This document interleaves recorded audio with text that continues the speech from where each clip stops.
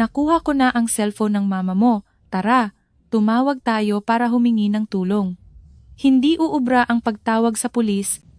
Hindi ko kasi alam kung nasaan tayo ngayon. Wala na ba talaga kaming pag-asang mailigtas?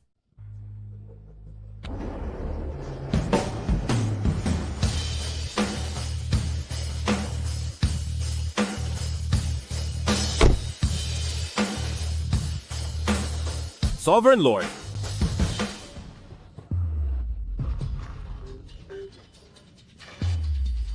Hello? Hello, Papa. Ikaw po ba iyan, Papa? Tulungan mo po kaming dalawa ni Mama. Ang dami pong masasamang tao dito. Sinasaktan po nila ako. Natatakot po ako. Bilisan mo po, iligtas mo kami ni Mama. Bata, baka nagkamali ka lang ng tinatawagan?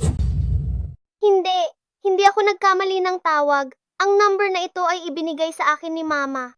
Ang pangalan ng mama ko ay si Luo Weiyu at 5 ng taong gulang ako. Sinabi sa akin ni Mama na ang pangalan ng papa ko ay Ye Haotian. Ikaw ang papa ko.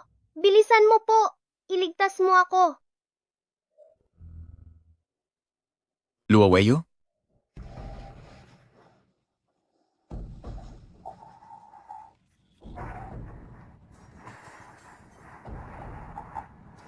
Mister, maayos ka lang ba, mister? Bilis, alis na. Dadalhin kita sa ospital. Aray.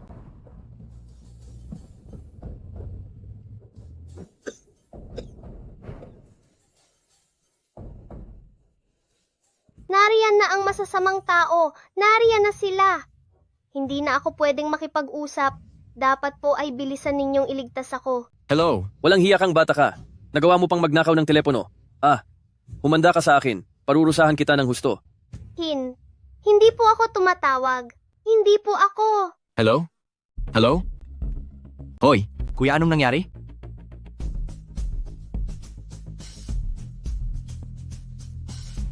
Ipunin niyo silang lahat. Opo. Bilis, bilis, bilis. Paandarin ang kotse. Ipaimbestigan nyo. Hanapin ang lokasyon ng numerong ito. Kuya, nahanap na po. Nasa timog ng lungsod ng Jiangsu, sa isang bodega ng lumang planta. Bilis! Pumunta tayo doon sa lalong madaling panahon. Ang sarili kong anak na babae, bilang kagalang-galang na pinuno ng Huangji City, ay nagawang saktan ng mga walang hiyang iyon. Nagtipon na ba silang lahat? Sinabihan ko na po ang lahat ng mga sangay ng Huangji City. May utos ang Sovereign Lord. Hindi sigurado kung nasaan si Batang Panginoon at hindi pa siya mahanap. Lahat ng mga pinuno ng Imperial City magtipon agad sa Jiangzhou.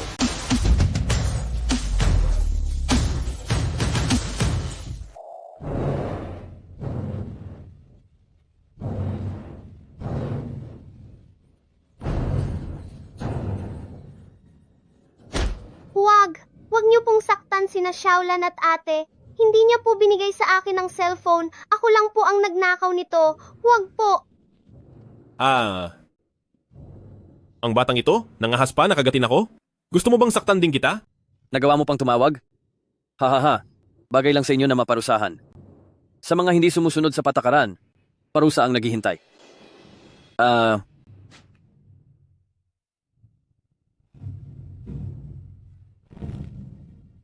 Bata, pag-uwi mo, sabihin mo sa nanay mo na sumunod na lang siya sa akin. At sa susunod, hindi ka na magiging bata na walang ama. Ako na ang magiging tatay mo. Naiintindihan mo? Ha. May sarili akong tatay at hindi ko kailanman gugustuhin na maging tatay ka. Ang kulit ng batang ito at ang lakas pa ng loob na sumagot ng ganyan kay senyorito. Gusto mo bang parusahan kita ng husto? Siya, bata lang yan. Kaya huwag mo nang patulan. Kunwari ay mabuti ang loob mo, di ba? Huwag mong kakalimutan ang naging usapan nating dalawa. Ang perang gagamitin mo para sa pag-aaral ay ibinigay ko na sa iyo. Pero ikaw, sa kabila ng panganib, ibinigay mo pa ang telepono sa batang iyan. Narito ka sa tabi ko para tumulong, hindi para manggulo. Ikaw, kung gusto mo nang mawala, sabihin mo lang. Nagkasala sa inyo ang nanay niya? At di ba't kinuha niyo na rin siya? Bakit kailangang pati ang bata ay idamay? 5 taong gulang pa lang siya? Ikinulong niyo pa siya rito? At hindi pa pinapakain o pinapainom? Kapag may masamang mangyari, mananagot ba kayo? Hindi pinapakain. Hindi ko akalain na ang isang tulad mong mahirap ay may busilak pa palang puso. Hoy, ikaw! Isipin mo muna ang sarili mong kapakanan. Kung hindi ka lang kailangan para bantayan siya, matagal na sana kitang tinapos. Ano? Anong ibig mong sabihin wala na siya? Pinapayuhan ko kayo, hanapin niyo siya agad at ibalik sa akin. Kung hindi ay parurusahan ko kayo ng matindi. Bitiwan mo ako, bitiwan mo ako. Napakasama mong tao. Siguradong darating ang papa ko para iligtas ako. Papa mo? Hindi mo nga alam kung sinong lalaki ang totoong ama mo. Huwag ka nang mangarap. Ialis na siya rito, bilis.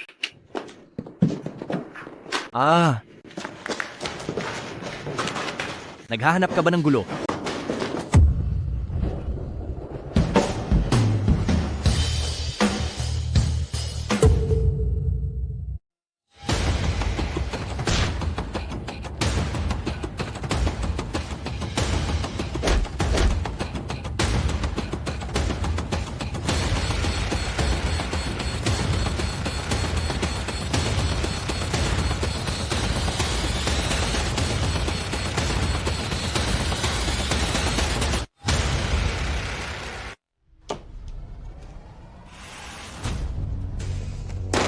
Hindi mo pa ba nalaman ang dahilan? Ang Jiangsu natin at ang Huangji City ay palaging magkasundo, pero bakit sila ngayon lahat nagtitipon papunta sa Jiangsu? Bakit? Ano ba talaga ang dahilan? Hindi po namin mahanap ang eksaktong dahilan. Ipagpatuloy ang pag-imbestiga. Gusto kong makita ang resulta sa loob ng 10 minuto. Chairman, alam niyo naman po. Talagang hindi namin ito mapasok. Ang security system ng Huangji City ay masyadong mahigpit ang pagkagawa. Dapat ba natin silang harangin? Huwag silang harangin. Huwag nyo silang pipigilan. Kahit saan pa man nila gustong pumunta sa Jiangsu, padaanin nyo silang lahat. Naiintindihan nyo ba? Opo. Sabihin nyo sa akin, ano bang nangyayari? President Joe, ang nag-iisang anak na babae ng Huangji City punong Panginoon ay kinuha ng masasamang tao at ngayon ay walang malay. Lahat ng mga sangkot sa insidenteng ito ay sisiguraduhin niyang pagbabayarin at hindi palalampasin. Chairman, ano po ang nangyayari? Diyos ko, tapos na ang lahat.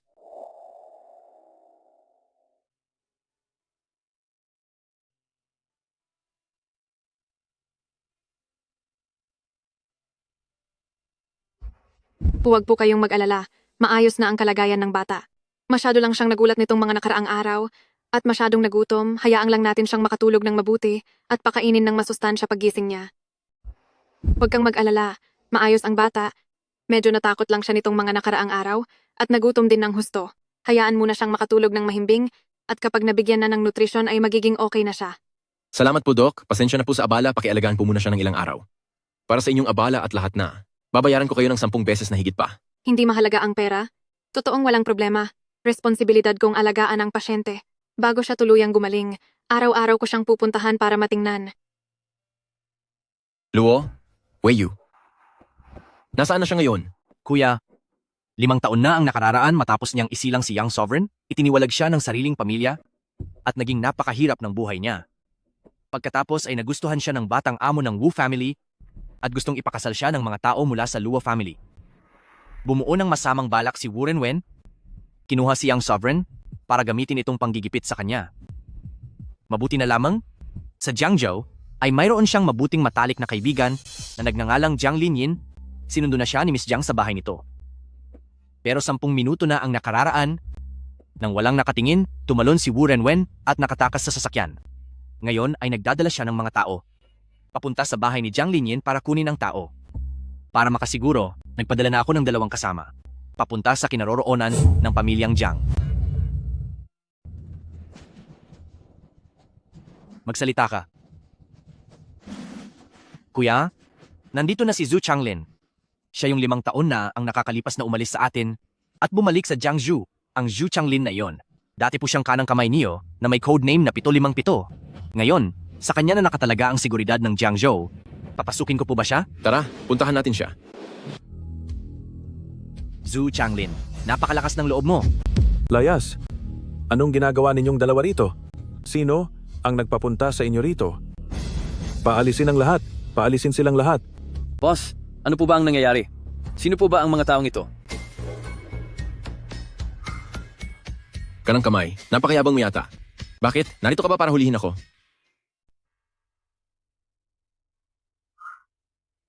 Right, Protector? Napakalaki naman ng hangin mo. Bakit? Narito ka ba para hulihin ako? Hindi ko po magagawa iyan. Mahal na Panginoon. Nabalitaan ko po na nagulat si Young Sovereign, kaya pumunta ako rito para mag-asikaso. Sino ba talaga ang lalaking ito? Pati si Zhu Changlin ay nagpapakumbaba at sumusunod sa kanya ng ganito. Masyadong nakakatakot ang lalaking ito. Magsialis na kayo. Alis, alis, alis. Itago ang mga armas. Bilis. Sa totoo lang, gusto kong pagbayarin ng husto ang mga taong iyon. Kung susubukan mong hadlangan ng Panginoon, hindi mo ba naaalala ang paulit-ulit na pagligtas niya sa buhay mo? May mukha ka pa bang ihaharap kay Huangji City? Kapag nagkamali kang humarang, ako mismo ang tatapos sa iyo. Subukan mo kung hindi ka naniniwala. Brother Chen, kailangang maniwala ka sa akin. Hindi ako ang nagdala sa mga taong ito. Nag-alala talaga ako. Kaya ako nagmamadaling pumunta rito. Right, Protector. Salamat sa iyong malasakit. Pero usaping pamilya ito, hindi mo na kailangang tumulong. Manatili na lang kayo rito ni Chen Xuan. Opo, Sovereign Lord. Mahusay, Brother Zhu. Dito ang teritoryo mo, kaya ipinagkakatiwala ko na ito sa iyo. Huwag po kayong mag-alala. Ako na ang bahala rito. Ngayon, paalisin mo na ang mga tao mo ng 50 metro ang layo at siguraduhin ang kaligtasan ng lugar na ito. At bukod doon, huwag ka nang makikialam sa iba. Isa pa, tawagan mo ang iyong boss na si Zhou Jinhai. Sabihin mo sa kaniyang pumunta siya rito. Sabihin mo sa kaniya na kung sa loob ng 10 minuto ay hindi ko pa siya nakikita, lagot siya sa akin. Walang hiya ka. Bakit hindi mo sinasagot ang mga tawag ko? Wala naman kayong ginawang masama sa kaniya, di ba? Huwag kayong kikilos. Papunta na ako riyan. Paalisin mo ang lahat ng mga tao mo riyan. Bilis! Kahit 1 minuto lang kitang mawala sa paningin, nagdadala ka na agad ng gulo. Wala kaming ginawa sa kanya. Napaalis na po ang lahat, napaalis na po.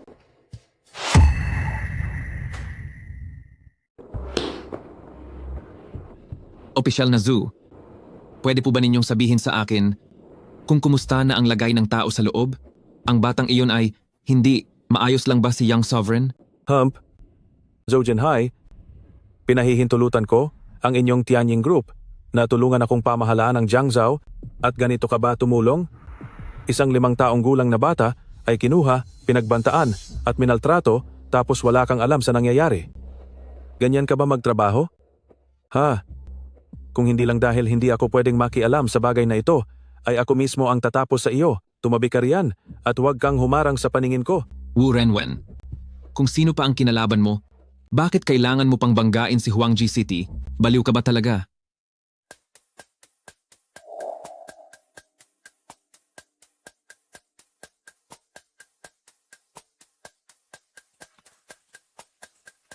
Dahil sa gabing, nawala kami sa aming mga sarili, nagbuntis pala siya. Bakit noong nagbuntis ka, ay hindi ka pumunta sa akin? At hindi mo ito sinabi? Patawad? Wei Yu, patawarin mo talaga ako. Mula ngayon ay hindi ko nahahayaang maghirap pa kayo ni Chen Chen. Sovereign Lord, Dumating na ba si Wu Renwen? Weyo, maghintay pa tayo ng isang araw lang. Uuwi na ang tatay ko bukas, siguradong matutulungan kanyang mahanap si Chen Chen. Iyong matandang si Wu family, siguradong rerespetuhin siya niyon. Kung sasama ka talaga sa basurang si Wu Renwen na iyon, masisira na ang buhay mo. Nakikiusap ako sa iyo. Linyan, ang video na ipinadala ni Wu Renwen, nakita mo rin naman. Hindi ko kayang tingnan na lang at pabayaan si Chen Chen na mahirapan. At saka, binigyan na ako ni Wu Renwen ngayon ng huling palugit.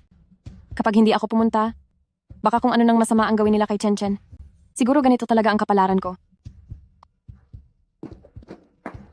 Sa pagkakataong ito, hindi mo pa rin ba sasabihin sa akin kung sino ang ama ni Chen Chen? Hindi ba dapat ay humingi tayo ng tulong sa kaniya? Siya, hindi ko alam kung nasaan siya. Hanggang ngayon, hindi niya alam na nagkaanak ako sa kaniya. At hindi ko rin alam kung nasaan na siya o kung buhay pa ba siya.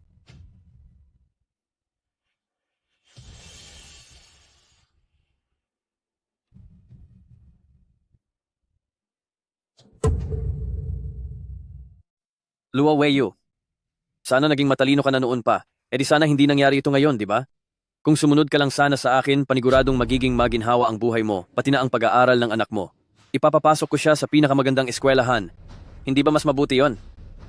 Bakit kailangan pang umabot sa ganito? Walang hiya ka. Anong tinitingin-tingin mo? Sumama ka na ng maayos sa akin. Kung hindi, paparusahan ko ang anak mo. Ha ha ha ha ha. Weiyu, Jiang Linyin, huwag mong isiping porket ikaw si pamilyang Jiang yung lady ng pamilyang Jiang, ay pwede mo nang pakialaman ang gusto ko. Kapag ako ay nayamot mo, idadamay na rin kita. Umayos ka, kung ayaw mong mapahamak. Ye Hao Tian, nasaan ka ba? Ligtas ka ba? Kung naririnig mo ako, bilisan mo at tulungan mo ako. Iligtas mo si Chen Chen. Ye Hao Tian, ikaw ba yan? Talaga bang ikaw na yan? Ah, sugod, hulihin siya. Alam mo ba kung sino ako? Alam mo ba kung sino ang tatay ko? Hoy bata, tapos ka na. Ah, Pasensya na. Nahuli ako ng gating? Hinayaan ko kayong mahirapan ni Chen Chen. Ye Hao Tian, talaga bang ikaw yan? ubusin niyo siya, pagbayarin niyo siya. ay mag-ingat ka.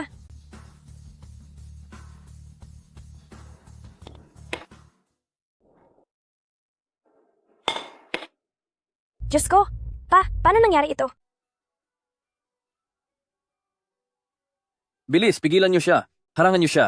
Bibigyan ko kayo ng malaking gantimpala. Itumba niyo siya. Ikaw, huwag kang lalapit. Kapag sinubukan mo akong saktan, siguradong hindi ka papatawarin ng tatay ko. Pera lang ang gusto mo, hindi ba? Ang pamilya ko ang pinakamayaman sa buong Jiangzhou. $1,000,000, $10,000,000, $100,000,000. Ye Hao Tian, huwag kang padalos-dalos. Huwag kang padalos-dalos. Tapos ka na, hindi ka palalampasin ni Wu family.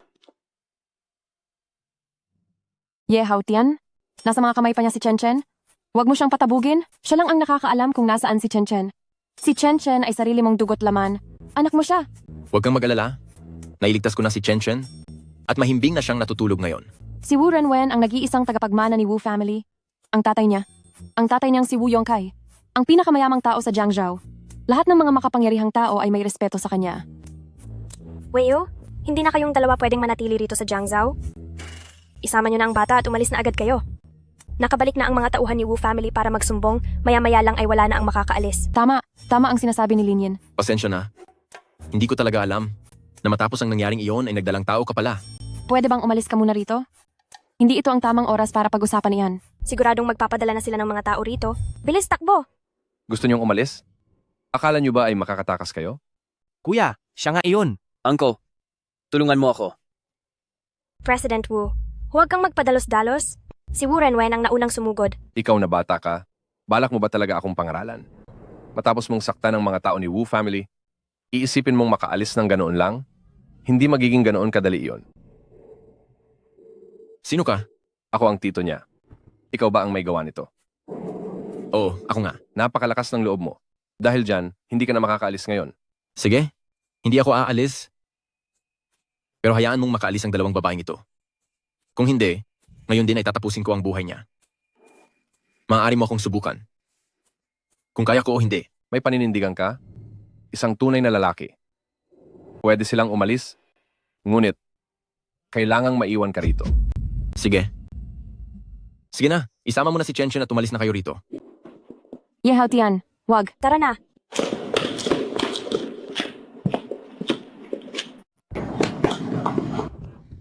Sa tingin ko hindi na nila tayo maaabutan. Ang sabi ko ay itong si Ye Hao Tian. Bakit napakabigla naman niyang kumilos? Ilang taon nating siyang hindi mahanap tapos ngayong nagpakita na siya, yung kinatatakutang tagagulo ng Jiangsu, ay binugbog niya ng husto at napuruhan. Linyin, sa tingin mo siya, magiging maayos kaya siya? Siguradong hindi siya palalampasin ng Wu family. Huwag kang mag-alala, nakita mo naman kanina, sa galing niyang iyon, tiyak na walang mangyayaring masama sa kanya. Ang pinakamahalagang gawin ngayon ay mahanap muna si Chen Chen para mapaalis na kayo rito. Pero kapag umalis kami, paano naman? Paano na siya? Huwag kang mag-alala, babalik si Papa bukas ng umaga, pakikiusapan ko siyang mamagitan para maayos at matapos na ang gulong ito. Bilisan niyo nang isama si Chen Chen, huwag ninyong hayaang masayang ang paghihirap niya. Sister-in-law, bilis, sakay na. Kapatid ako ni Ye Hao Tian. Inatasan ako ni boss na sunduin kayo. Nandito sa loob ng sasakyan si Chen Chen. Kailangan ko na kayong ihatid agad sa isang ligtas at tago na lugar. Bilis na. Pinaka-importante ang kaligtasan niyo ng anak mo. Salamat. Maraming salamat sa iyo. Weiyu, kailangan mo nang umalis. Huwag kang mag-alala, ako nang bahala rito. Pangako sa'yo, gagawin ko ang lahat para mapakiusapan ng tatay ko na tulungan siya. Huwag mo na itong isipin kailangan ka ni Chen Chen. At wala ring mangyayari kung mananatili ka rito, mag-aalala lang lalo si Yehao Tian sa'yo. Sister-in-law, sumakay ka na sa kotse. Natakot si Chen Chen nitong mga nakaraang araw. Kailangan ka niya. Linyan, pakisuyo. Iligtas mo siya. Parang awa mo na. Huwag kang mag-alala, gagawin ko iyon.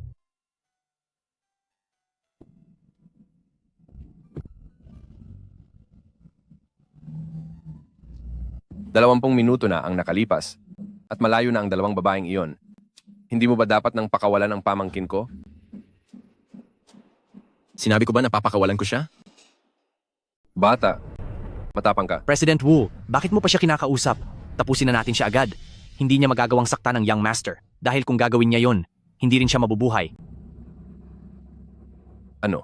Anong tinatawa-tawa mo? Wu Yongfu, dapat kang magpasalamat. Dahil hindi ikaw ang ama ng basurang ito. Kung hindi, baka wala ka na rito sa kinatatayuan mo ngayon. Bata, aaminin kong magaling ka. Pero, huwag mong isipin na makakaya mo akong takutin. Nang mag-isa ka lang, masyado mo namang minaliit ang kakayahan ko. Hindi mo ba muna tatanungin ang mga kasamahan ko rito kung papayag ba sila? Sa pagpaparusa sa basurang tulad mo, kailangan pa ba naming ikilos ang kamay ng aming Panginoon? Sa tingin mo ba, maililigtas ka ng mga basurang iyan? Ang labo mo. Matagal na ring panahon mula noong may nakatagpo akong kasing hambog niyo. Ano? Akala niyo ba ay mahina ako? Na kahit sino na lang ay pwedeng humamon sa akin? Halika, parusahan na sila ng tuluyan.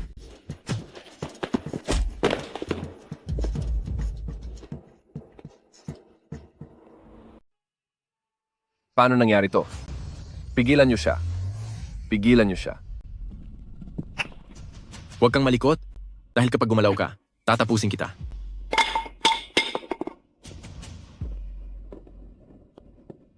Gaya ng sinabi ko noon, dapat kang magpasalamat na hindi ikaw ang ama ng basurang ito. Sabihin mo kay Wu Yongkai, isinasama ko na ang anak niya. Pagkatapos ng 3 araw, papuntahin mo siya sa Villa Xiding para sunduin ang anak niya. Ikinulong ng anak niya ang anak ko sa loob ng 3 araw, kaya ikukulong ko rin siya sa loob ng 3 araw. Sa loob ng 3 araw na ito, huwag mo nang tangkaing iligtas siya. Dahil kung hindi ko masisiguro na mayabutan niyo pa siyang ligtas.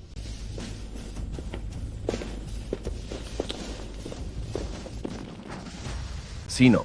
Sino ba talaga ang mga taong iyon?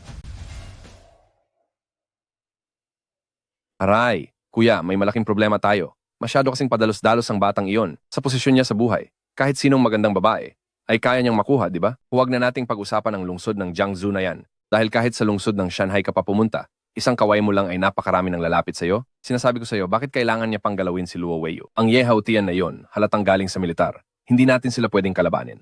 Talagang naghahanap siya ng kapahamakan. Kuya, hindi na tayo pwedeng maghintay pa. Kailangan na nating kumilos para sagipin si Awen. Wala ka bang balak at talagang maghihintay ka pa ng 3 araw bago pumunta? Pagdating ng oras na iyon, kung ano na ang mangyayari sa anak mo, hindi na natin alam. Papasukin niyo ako. Uncle Wu, nasaan si Yehao Tian? Hinahanap din namin siya dahil hawak pa rin niya ang pamangkin ko. Ha? Kung ganoon, hindi na ako mga abala.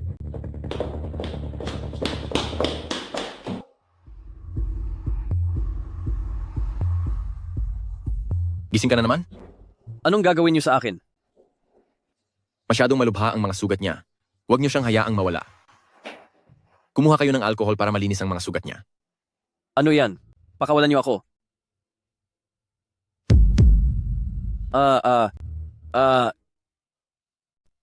Ikaw ba ang nagpagutom? At hindi nagpaimom sa anak ko, ha? Hindi ako. Totoong hindi ako. Desisyon lang ng mga tauhan ko iyon. Nakiusap ako sa iyo, pakawalan mo na ako. Hindi talaga ako. Magkanong pera ang gusto mo? Magkanong pera? Ibibigay ko lahat sa iyo. Sige na? Nagmamakaawa ako sa inyo. Ibibigay ko, kahit magkanong halaga. Gusto mo na bang matapos? Hindi ganoon kadali iyon. Nagmamakaawa ako sa inyo. Pakawalan niyo na ako. Kapag dumating ang tatay ko. Malilintikan kayo, Oo? Mabuti kung ganoon na darating siya. Ang kasalanan ng anak ay pagkukulang ng magulang. Kung hindi siya pupunta rito, ako mismo ang hahanap sa kanya. Sovereign Lord, ngayon ang ating Huangji City, lahat ng eksperto ay magtitipon sa Jiangsu. Hindi ba masyadong pinapahalagahan ang kanilang Wu family? Marami pang kailangang gawin dito. Pinapunta ko sila rito para mabawasan ang gulo sa hinaharap. Pagkatapos kong ayusin ang mga bagay rito, pupuntahan ko na sina Chen at Wei Yu. Kumusta na ang kalagayan nila roon? Naayos na ni Chen Xuan ang lahat doon. At kasalukuyan niyang tinitipon ang mga tao sa underground. Sige, sabihan si Chen Xuan, dapat ilihim ang lahat ng kanyang ginagawa. Huwag mong hahayaan na malaman ng asawa at anak ko. Masyado na silang maraming hirap na pinagdaanan. Ngayong pagkakataong ito, gusto kong bumawi sa kanila at gampanan ang aking tungkulin bilang asawa at ama. Ikalawang kapatid, tipunin mo na agad ang lahat ng tauhan nating sa Wu family. Sige po, kuya. Uncle Meng, puntahan mo si Zhou Jinhai. Paalalahanan sila na ngayong araw, sa pagitan ng Wu family natin at sa hidwaan sa Ye Haotian, ay mas mabuting huwag siyang makialam. Huwag po kayong mag-alala. Pupunta na ako ngayon. Tayo sa Wu family ay matagal na ring hindi nakikita ng mundo ang ating tunay na lakas, pati na ang batang si Jiang Tao ay nag-aakala na kayanan niyang lumaban sa atin. Nakita ko na sa CCTV. Talagang malalakas ang mga kasama ng Ye Haotian na iyon. Pero huwag po kayong mag-alala. Nakagawa na ako ng paraan para kumuha ng 5-star na mga eksperto. Napakamagagaling nila.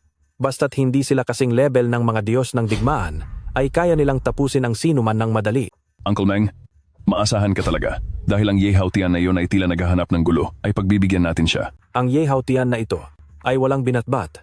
Bakit hindi natin samantalahin ang pagkakataong ito para diretsyong tapusin si Jiang Tao? Sa Tianying Group, sa Jiangzhou, ay tayo lamang sa Wu family ang maghahari. Tama. Iyan mismo ang nasa isip ko. Ha ha ha ha. Sige po, pupunta na ako ngayon sa Tianying Group. Sige.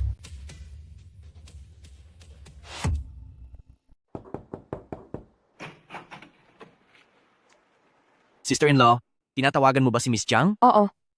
Sabi ni Linyin, tutulong daw ang papa niya, pero masyadong malakas ang Wu family. Kaya hindi ako umaasa ng malaki. Hindi ko rin alam kung kumusta na si Ye Haotian ngayon. Chen Xuan, kung sakaling makatakas si Ye Haotian, paalisin mo na siya agad ng bansa. Huwag na siyang bumalik dito. Sister-in-law, mangyaring magtiwala ka sa kuya ko, siguradong babalik siyang ligtas. Hindi mo naiintindihan. Ang Wu family ay matagal nang namamayagpag sa Jiangzhou. Masyadong malalim na ang kanilang impluensya. Kahit pa ang Tianying Group ay kailangan silang bigyan ng galang. Sa loob ng maraming taon. Sister-in-law, para sa kuya ko, humihingi ako ng paumanhin sa iyo. Talagang hindi niya alam na nitong mga nakaraang taon ay nasa labas ka at may anak na pala kayo. Sumpa ko, talagang wala siyang kaalam-alam. Mabuting tao si kuya. Kung nalaman lang niya agad na naghihirap kayo ni Chen dito, mabilis pa sa 4:00 siyang lilipad pabalik. Maayos lang ako. Naniniwala ako na ako ang may kasalanan dahil hindi ko sinabi sa kanya. Sa totoo lang, hindi ako nagtatanim ng sama ng loob sa kanya. Ilang taon na ang nakalilipas. Noong gabing sumama ang pakiramdam niya, sigurado akong makakatakas ako noon, pero hindi ako umalis. Pagkatapos niyon, hindi ko rin alam na nagdalang tao na pala ako. Nung nalaman kong buntis ako, nasipan kong ituloy at isilang si Chen.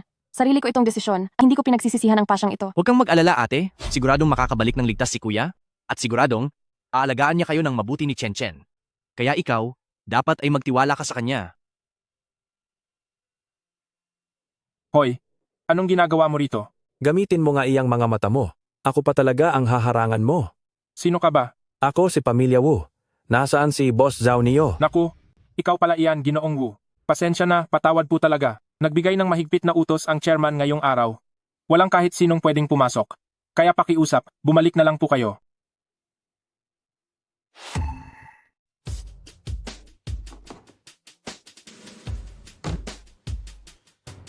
Ang 4 na dakilang tagapangalaga ng Huangji City, ang bawat isa sa kanila ay hihigit pa sa antas ng lakas ng isang Diyos ng digmaan. Napakalakas nila. Kakatanggap ko lang ng balita na ang 4 na dakilang tagapangalaga ay hinarang na ang 4 na tarangkahan ng lungsod ng Jiangsu. Si Changlin, siya dati ang kanang kamay na tagapangalaga ng Huangji City. Sabi nila, itong 4 na bagong tagapangalaga ay mas malakas pa kaysa kay Changlin. Hinarang nila ang mga tarangkahan ng lungsod. Marahil ay para pigilan ng mga malalakas sa taong nagtatago ng kanilang lakas na pumasok. Mukhang ang Panginoon ng Huangji City ay ayaw niyang may makialam na kahit sino. Hinding-hindi ako sa usapin ng Panginoon, ay basta na lang manonood. Ang Huangji City ay tumulong sa atin noon na labanan ang mga kaaway. Nararapat lamang na bigyan natin sila ng tulong. Pero Malamang ay hindi rin nila kailangan ng ating tulong. Napakabilis ng pag-usbong ng Huangji City. Kahit anong organisasyon pa yan, ay hindi siya matatalo. Sa paggawa ng Wu Renwen ng ganitong kawalan ng katuwirang bagay, nararapat lamang siyang magbayad. Paano mo ba pinamamahala ng Jiangju? Huwag mo nang sisihin si Changlin. Marami siyang kailangang asikasuhin. Araw-araw siyang pagod na pagod. Paano pa niya maaasikaso ang mga bagay na ito? Pero, itong Panginoong si Huangji City, ano ba talaga ang pinagmulan niya? Bakit napakalakas niya? Sa totoo lang, ang taong si Ye Haotian at si Punong Matanda ay may pinagsamahan. Sa akin? Eksakto. Ang batang ito ay apo ni pamilyang Ye at Ye Kunshan. Imposible. Matagal kaming naging magkaibigan ni Kunshan sa loob ng maraming taon at ang natatandaan ko ay 2 lang ang apo niya. Ang isa sa kanila ay ang nagngangalang Ye Lei, pero tiyak na wala doon ang isang nagngangalang Ye Haotian. Hindi ako nagsisinungaling sa inyo. Totoo ito. Tsaka, pangalan lang yun. At ang pangalan ay maaaring palitan ng namang oras. Nakalimutan nyo na ba? Ang sakulang nangyari sa pamilyang Ye, 6 na taon na ang nakakaraan. Siya pala talaga yon? Siya si Layer. 6 na taon na ang nakakaraan. Noong magkaroon ng gulo sa pamilyang Ye, pinalaya si Layer ng kanyang madrasta sa kanilang bahay. At mula noon ay wala nang balita sa kanya. Siya nga ang batang iyon. Pero sa nakalipas na 6 na taon, ano ba ang pinagdaanan niya para maging ganito siya kalakas ngayon? Mabait siyang bata. 6 na taon siyang nagtiis sa labas. Nakapagtatag siya ng malakas na koneksyon.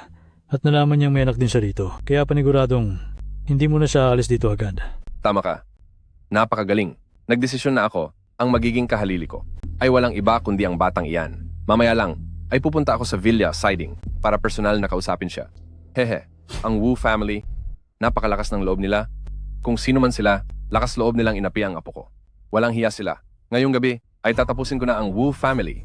Kailan pa naging apo mo ang taong yon? Ang kapal talaga ng mukha mo. Ha ha ha ha ha. Magkapatid kami ni Kunshan, kaya ang apo niya ay apo ko rin. Ha ha ha. Chen, huwag kang mag-alala. Kapag napalayas na ni Papa ang lahat ng masasamang tao na umaapi kay Mama, babalikan kita agad. Sa susunod, hinding-hindi na iiwan ni Papa ang inyong 2 ni Mama. Ihahanda pa ni Papa para kay Mama ang pinakamagarbong kasal. Dumating na ba ang mga tao mula sa Wu family? Malapit na po, boss.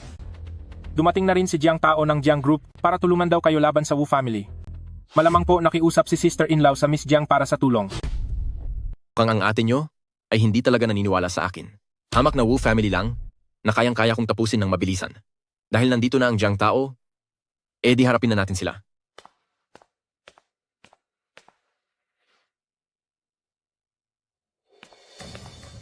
Pa, tulungan niyo po ako. Pa. Tumahimik ka. Ye Haotian. Kaya pala ang inaasahan mo ay ang Jiang Tao.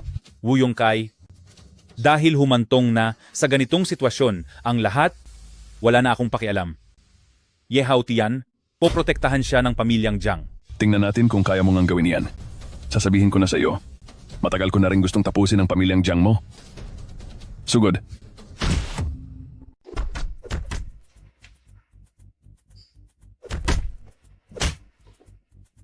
Ano? Paano nangyari ito? Jiang Tao, talo ka na. Sa totoo lang, mahigit 10 taon na ang nakakalipas simula nang matalo ka.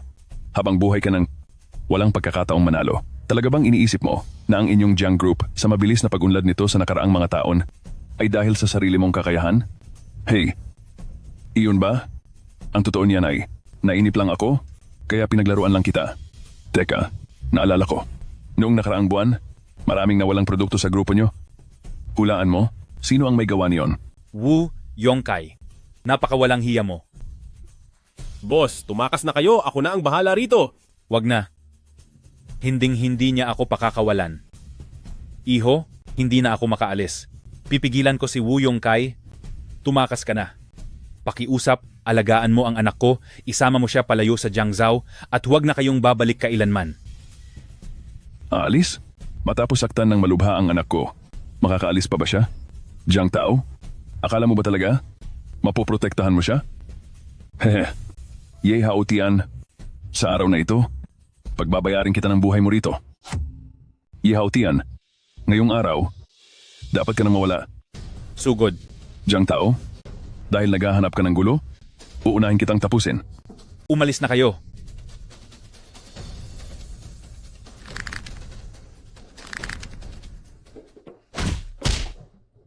Ikaw ay si Zhu Changlin. Hump, Bakit ka narito? Wu Yongkai? Buti naman at naintindihan mo. Kilala mo pala ako. Pero, hindi Zhu Changlin ang pangalan ko ngayon. Tawagin mo akong kanang protektor ng Huangji City. Kanan na tagabantay? Tama. Sovereign Lord, Ikaw. Sino ka ba talaga? Ikaw? Paparusahan mo ako?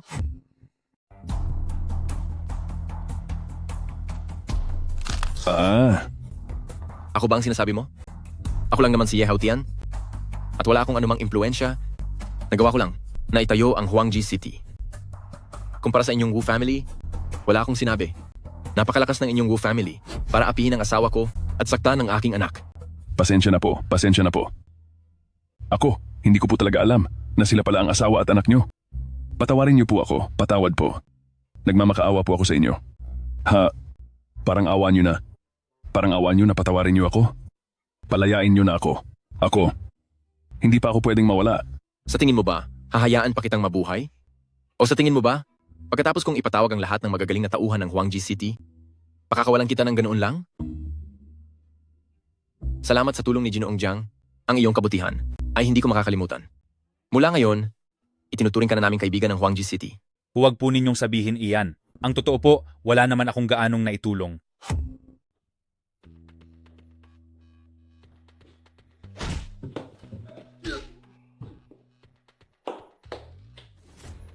Punong matanda.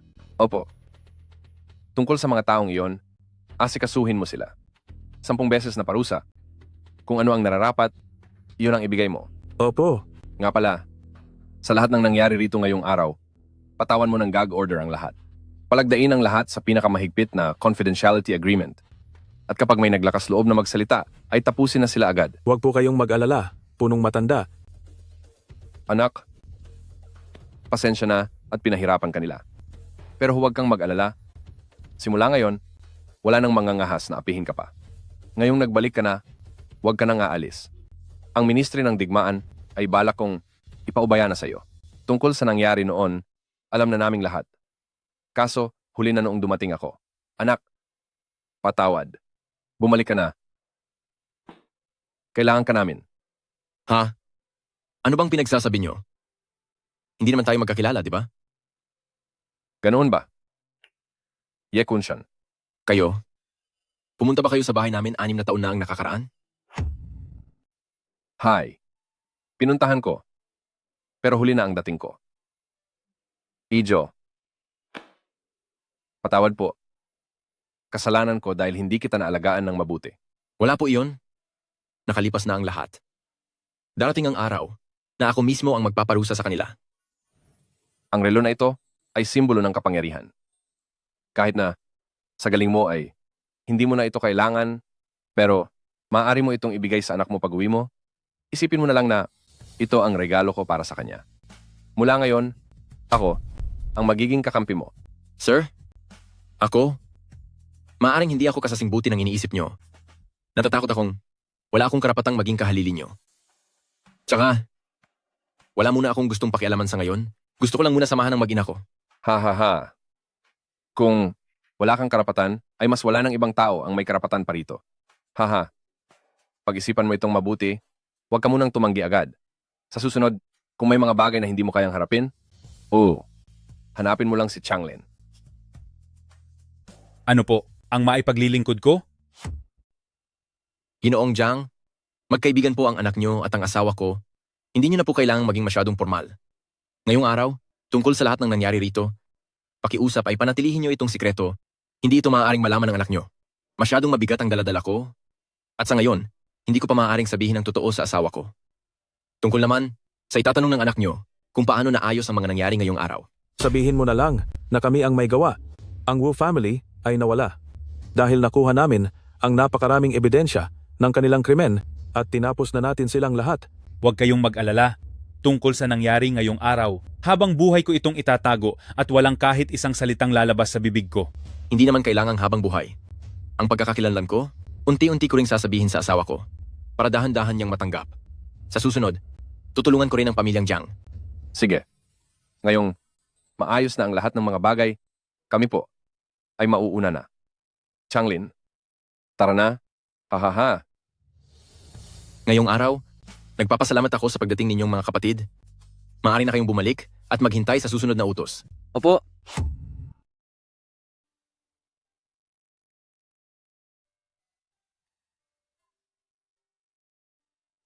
Chen, alas 8 na. Kumain na tayo. Mama, mauna na po kayong kumain. Pakiramdam ko ay paparating na si Papa. Hihintayin ko siyang dumating bago ako kumain. Hindi ba't sinabi na ni Uncle Chen Xuan na hindi na uuwi ang papa mo ngayong araw? Pinakamabilis na siyang makakauwi bukas? Halika na at kumain na tayo. Hindi po totoo yan. Sa tingin ko ay makakauwi siya ngayong araw. Kapag nakita niyang naghihintay ako sa kanya, hindi na siya aalis uli. Yehaw Tian, naririnig mo ba? Ang pinakamalaking hiling ng anak mo ay ang makasama ka sa kanyang tabi. Kaya naman, sana ay wala kang masamang mangyari. Bumalik ka sana ng ligtas. Luo Chen, hindi mo ba naiintindihan ang sinasabi ko sa iyo? Sinabi ko na sa iyo na hindi uuwi ang papa mo. Hindi talaga siya darating. Anong silbi ng paghihintay mo rito? Kumain ka na. Mama, pabayaan niyo na po akong maghintay. Bakit ba ang batang ito ay napakatigas ng ulo? Halika rito. Tatay, hula ko talaga babalik ka ngayong araw. At heto ka na nga. Ang talas talaga ng pakiramdam ng ating si Chen. Pasensya ka na, Chen. Nahuli sa pag-uwi si tatay. Okay lang po. Tatay, ang mahalaga ay nakabalik ka. Kanina pa rin naghihintay si nanay sa'yo. Muntik na siyang maiyak sa paghihintay. Sigurado ka bang okay na ang lahat? Paano naman gagawin ni Wu family na pakawalan ka na lang ng ganoon kadali? Paano kaya kung mamaya, pagtulog niya, mag-impake ka na ng gamit at umalis agad? Huwag ka munang babalik dito, sa lalong madaling panahon. Nanay, gusto niyo na naman bang iwan ako ni tatay? Huwag kang mag-alala. Hindi na aalis si tatay sa tabi mo. Sige na, maglaro ka muna. Ayos na talaga ang lahat. Tuluyan na itong naresolba. Siguro ay sinuwerte lang talaga ako dahil masyadong gumawa ng ingay ang kampo ni Wu family sa pagkakataong ito at ginalit nila si punong matanda ng Jiangzhou. Kaya nitong hapon lang, nagpadala na si punong matanda ng mga tao para dakpin sila. Ang mga tauhan ni Wu family ay nasa kamay na ng batas. Ano? Wala na si Wu family? Oo, wala na. Kaya naman nakabalik ako ng ligtas. Kaya naman, hindi ko na kailangang umalis. Pero, sa ginawa mong pananakit kay Wu Renwen ng ganoon, ang nakakataas na pinuno ng lungsod ng Jiangsu ay hindi ba gagawa ng gulo laban sa iyo? Tauhan ako ng Huangji City, kaya wala siyang kapangyarihan sa akin dito sa Jiangzhou. Kung may parusa man, ang mga tao sa Huangji City lang ang pwedeng magparusa sa akin. Kung ganoon, ano ang ipaparusa sa iyo ng Huangji City? Masyado ba itong seryoso? Huwag kang mag-alala. Siguro ay, ititiwalag lang ako sa sandatahang lakas. Ayos lang iyon sa akin. Nang malaman ko, na mayroon pala akong anak, nawalan na ako ng ganang manatili sa Huangji City. Gusto ko na lang manatili sa tabi niyo. Weyo, patawad po. Hindi ko talaga alam noong una na ang kapusukan ko ay magdudulot ng ganito kalaking sakit sa iyo.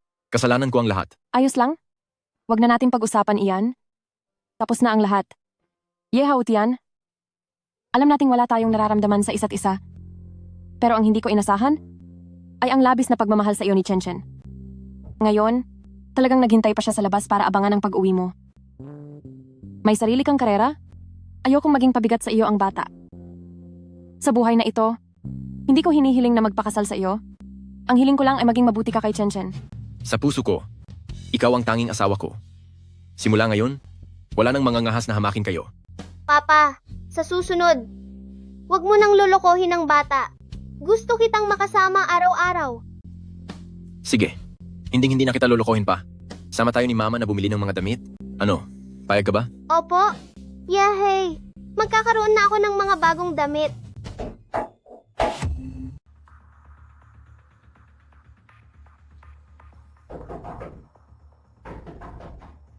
Luo Weiyu?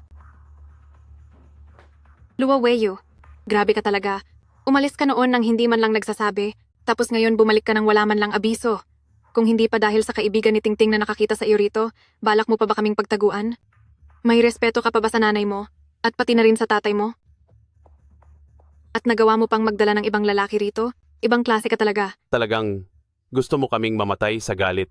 Ang anak ko na isang Luo family, nabuntis ng ibang tao, at itinuloy ang panganganak. Pero ang lalaking iyon hanggang ngayon ay wala pa rin. Kaming pamilyang Luo family, nagmukhang katatawanan sa buong lungsod ng Jiangzhou. Alam mo ba iyon? Dahil ang lahat ng ito sa iyo. Sasabihin ko sa'yo. Ngayong nagbalik ka na, huwag mo nang isiping umalis. Ipinaghanap kita ng isang mabuting lalaki sa lahat ng aspeto. Ang dati mong kaklase noong kolehiyo, sigaw liyang hindi niya iniisip na may anak ka na. Umalis siya nitong nakaraang araw para sa trabaho, at babalik siya bukas. Bukas na bukas din ay makipagkita ka sa kanya. At sa susunod na araw, kumuha na kayo ng papeles at magpakasal. Ma, hindi po ako pakakasal sa kanya. Wala kang say dito. Anong karapatan mong tumanggi? Siya ngayon ay isa ng mataas na opisyal sa isang malaking kumpanya. Tinatanggap ka niya? Kaya ano ang karapatan mong ayawan siya? Dahil asawa ko siya.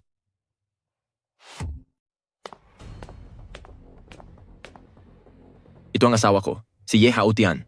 Ang asawa ko, bakit siya kailangang magpakasal sa ibang tao? Gusto mong pakasalan ako? Siyempre.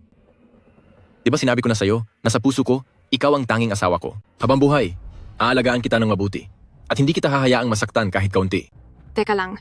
Sabi mo ikaw ang ama ng batang iyon. Ibig sabihin ikaw ang lalaking pumatol sa kanya. Subukan mong pagsalitaan uli ng masama ang anak ko. Subukan mong kausapin ang nanay niya ng ganyan? Pa, ano bang ginagawa niyo? Huwag na tayong humantong sa sakitan, okay? Tungkol sa nangyari noon, di ba sinabi ko na sa inyo? Na wala siyang kinalaman sa lahat. Magtatago ka na lang ba sa likod ng isang babae? Ayos lang. May mga bagay na dapat ko talagang panagutan. Lolo, wag niyo pong saktan si Papa. Wag niyo po siyang sasaktan. Manahimik ka. Nakakairita kang makita. Lumayas ka na rito. Lumabas ka. Chen, sumama ka muna sa papa mo sa labas, sige na. Papa?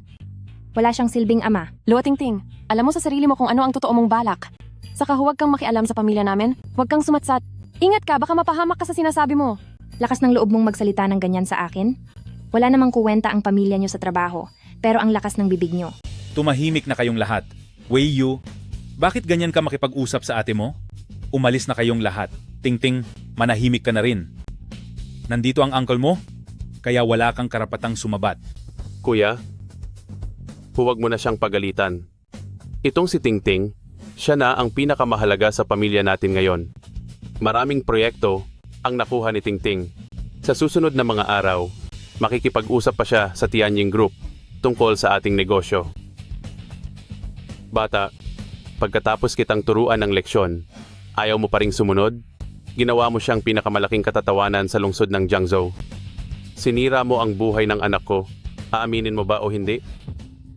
Inamin ko, noong mga panahong iyon kung hindi dahil sa pagliligtas sa akin ni Wei Yu.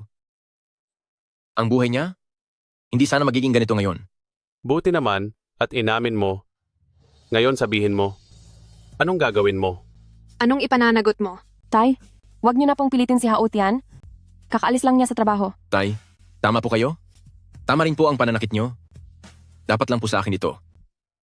Pero dahil nangyari na ang lahat, pananagutan ko ang ginawa ko noon. Pagbalik ko rito, ang plano ko talaga ay pakasalan si Wei Yu at alagaan siya habang buhay. Aalagaan mo? Anong ipambubuhay mo sa kanya? Kakaalis mo lang sa trabaho, kahit trabaho wala ka, habang buhay kang may utang sa kanya na hindi mo mababayaran. Anong ipambabayad mo?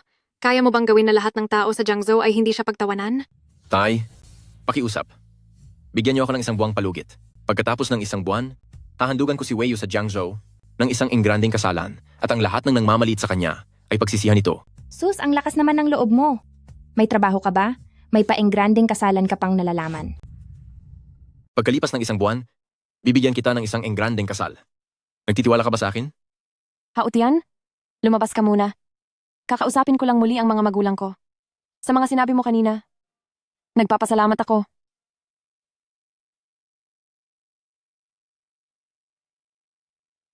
Tandaan mo, totoo ang bawat salitang sinabi ko para sa iyo. Sus. Bayaw. Sa susunod na buwan, ay balak mong bigyan si Wei Yu ng isang kasal na ikabibigla ng buong lungsod?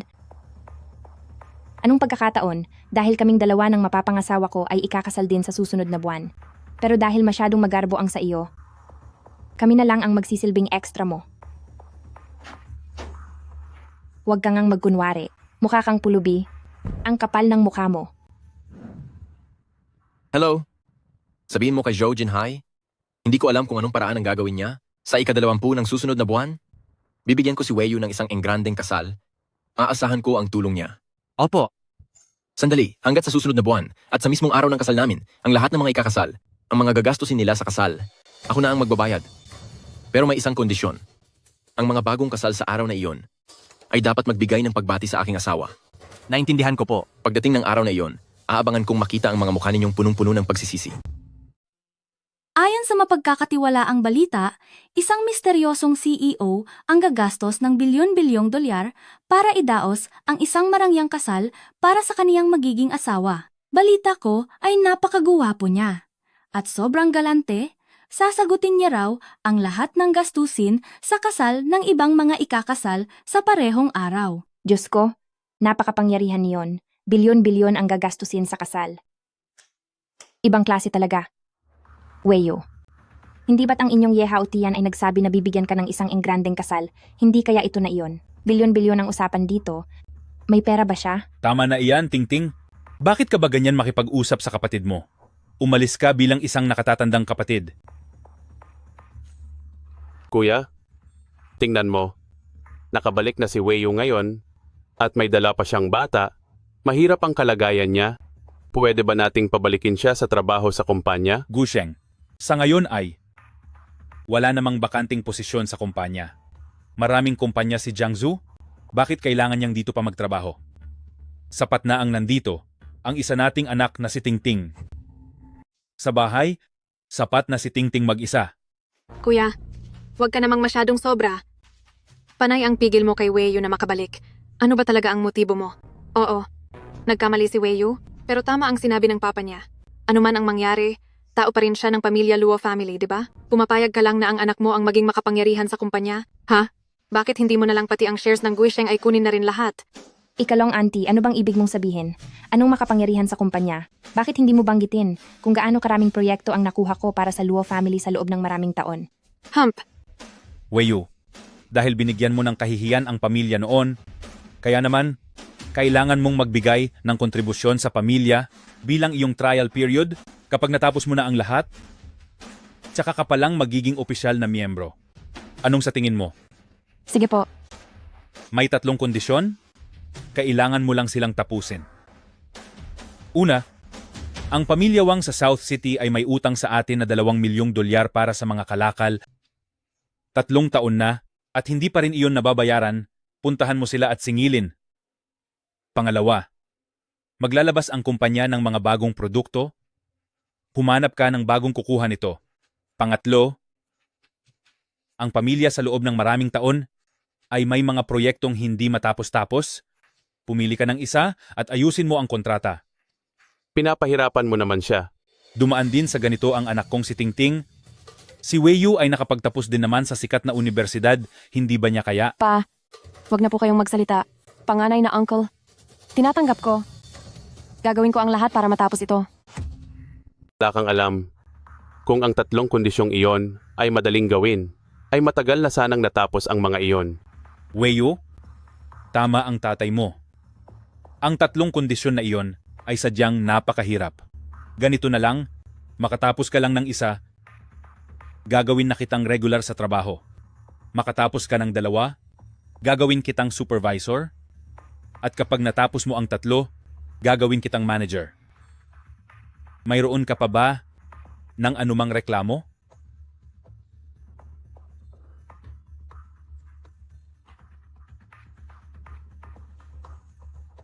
Maliit na kapatid na babae, kapag hindi mo iyon natapos, huwag mong kalimutang hanapin si ate. Che, tingnan mo kung gaano siya kayabang.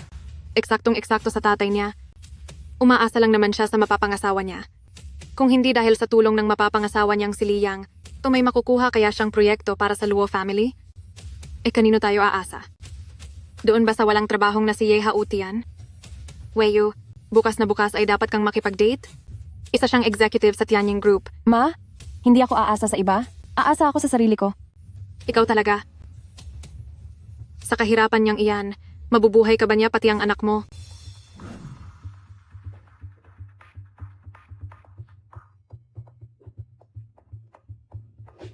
Anong nangyari? Siguradong nakipag-away na naman siya kina Lolo.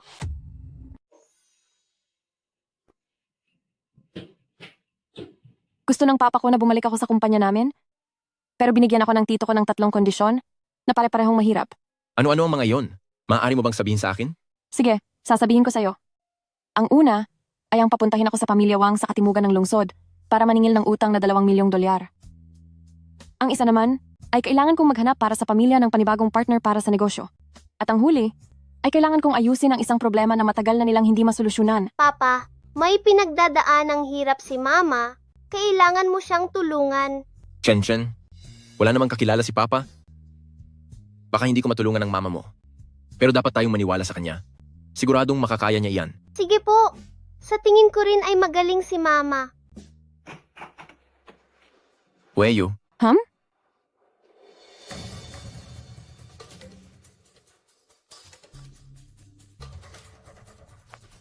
Chen Xuan, imbestigahan mo kung ano ang nangyari sa ate mo ngayong araw.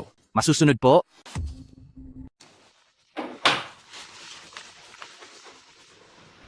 Magsalita ka. Pumunta na ang asawa niyo kaninang hapon sa grupong Wang para singilin ang utang, pero wala siyang nakitang kahit sino mula sa pamilya Wang. Sa halip ay isang manager pa ang sumampal sa kanya. Sa Wang? Naghahanap ka talaga ng parusa. President Zhao, hindi ko po maisip kung saang bahagi ko po kayo nagawang mabulabog. Sabihin niyo naman po sa akin ng malinaw, President Zhao. Kahit ano pa man iyon, anda po akong parusahan, President Zhao. Patawarin niyo lang po ako, maawa po kayo sa akin, President Zhao. Wang Kun, tapos ka na.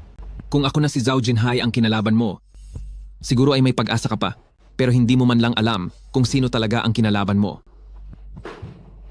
President Zhao, kung hindi naman po kayo, ayos lang. Kinabahan talaga ako. Masyado ka bang tanga? O sadyang hindi mo naintindihan ang huli kong sinabi? Ano? Sige, uulitin ko sa'yo. Kinalaban mo ang taong kahit ako ay takot banggain. Naiintindihan mo ba, Wang Kun? Taong kahit kayo ay takot banggain?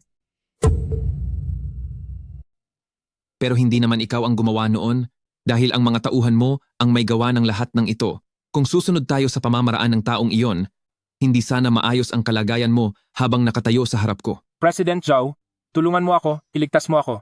Wala talaga akong alam sa kung ano ang ginawa ng mga tauhan ko. Wala talaga akong alam, President Zhao. May isang ginoong darating mamaya. Ipaliwanag mo ng maayos sa kanya ang lahat. Kung hindi, ang buong pamilya mo ang parurusahan. Naintindihan mo ba? Opo, intindido po. Mr. Chen, nandyan na pala kayo? Ikaw ba si Wang Kun? Opo, ako nga po si Wang Kun. May utang kang 5 milyong dolyar kay Luo family. Pumunta rito si Luo family ngayon para maningil? Anong ginawa mo? Sabihin mo ang totoo, kundi ay magdidilim ang paningin ko sa iyo. Hindi ko po nakita ang kahit sinong galing kay Luo family. Sumpaman, wala talaga akong alam. Oo nga pala, ang utang, babayaran ko na agad, babayaran ko ng 10 beses pa. Wala kang alam? Hello, pumunta rito si Luo family para maningil kanina. Magsalita na kayo. Opo. President Wang, may isang babaeng dumating at ang admin manager po ay sinampal siya, saka siya pinalayas. Mga wala kayong silbi. Bibigyan kita ng 5 minuto. Kapag hindi siya sumulpot, lagot ka sa akin. Mr. Zhao. Boss, wala po akong ginagawang masama. Turuan niyo siya ng leksyon. Huwag. Boss. President Zhao, tulong. Tulungan niyo ako. Sige. Mr. Chen, darating ba ang kataas-taasang pinuno? Opo, paparating na si Kuya.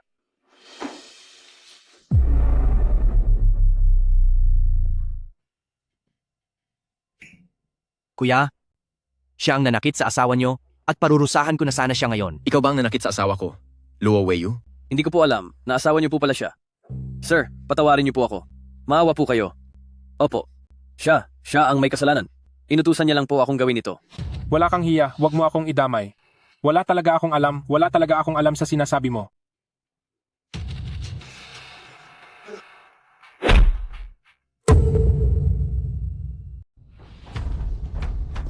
Sir, maawa po kayo sa akin, hindi ko na po uulitin. Ako mismo bukas ang pupunta sa kanya para humingi ng tawad. Sir, maawa po kayo, hindi ko na po uulitin. Sir, maawa po kayo, hindi ko na po uulitin. Ako mismo bukas ang pupunta sa kanya para humingi ng tawad. Babayaran ko po ang utang, babayaran ko ang utang. Babayaran ko po iyan ng 10, 100, o kahit 1,000 beses pa. Maawa po kayo, sir. Dapat kang magpasalamat. Dahil sa ngayon ay hindi ko pa gusto na sa harap ng aking asawa ay mabunyag ang tunay kong pagkatao. Parusahan mo ang sarili mo. Tandaan mo ang mga sinabi mo. Pumunta ka sa kanila bukas para humingi ng paumanhin. Pero huwag kang magsasabi ng kahit ano tungkol sa nangyari ngayong araw. At isa pa, tungkol sa utang, bayaran mo iyan base sa interes ng bangko. Naintindihan mo ba? Opo, opo. Salamat po sa inyo. President Joe? Hehe, wag niyo po akong tawagin ng ganyan. Ano po ang ipag-uutos niyo? Kahit anong hirap pa iyan, gagawin ko po para sa inyo. Mayroon nga akong isang bagay na kailangan mong gawin. Sige po. Ang Luo family ay nagbigay sa asawa ko ng 3 pagsubok. Ang ikalawa ay pinapahanap ng Luo family ang asawa ko ng isang bagong makakasosyo sa negosyo. Asikasuhin mo na ito sa lalong madaling panahon, pero tandaan mo, wag mong sasabihin kung sino ako. Sige po. Aayusin ko na po agad. Ano pang tinitingin-tingin nyo? Gawin nyo na.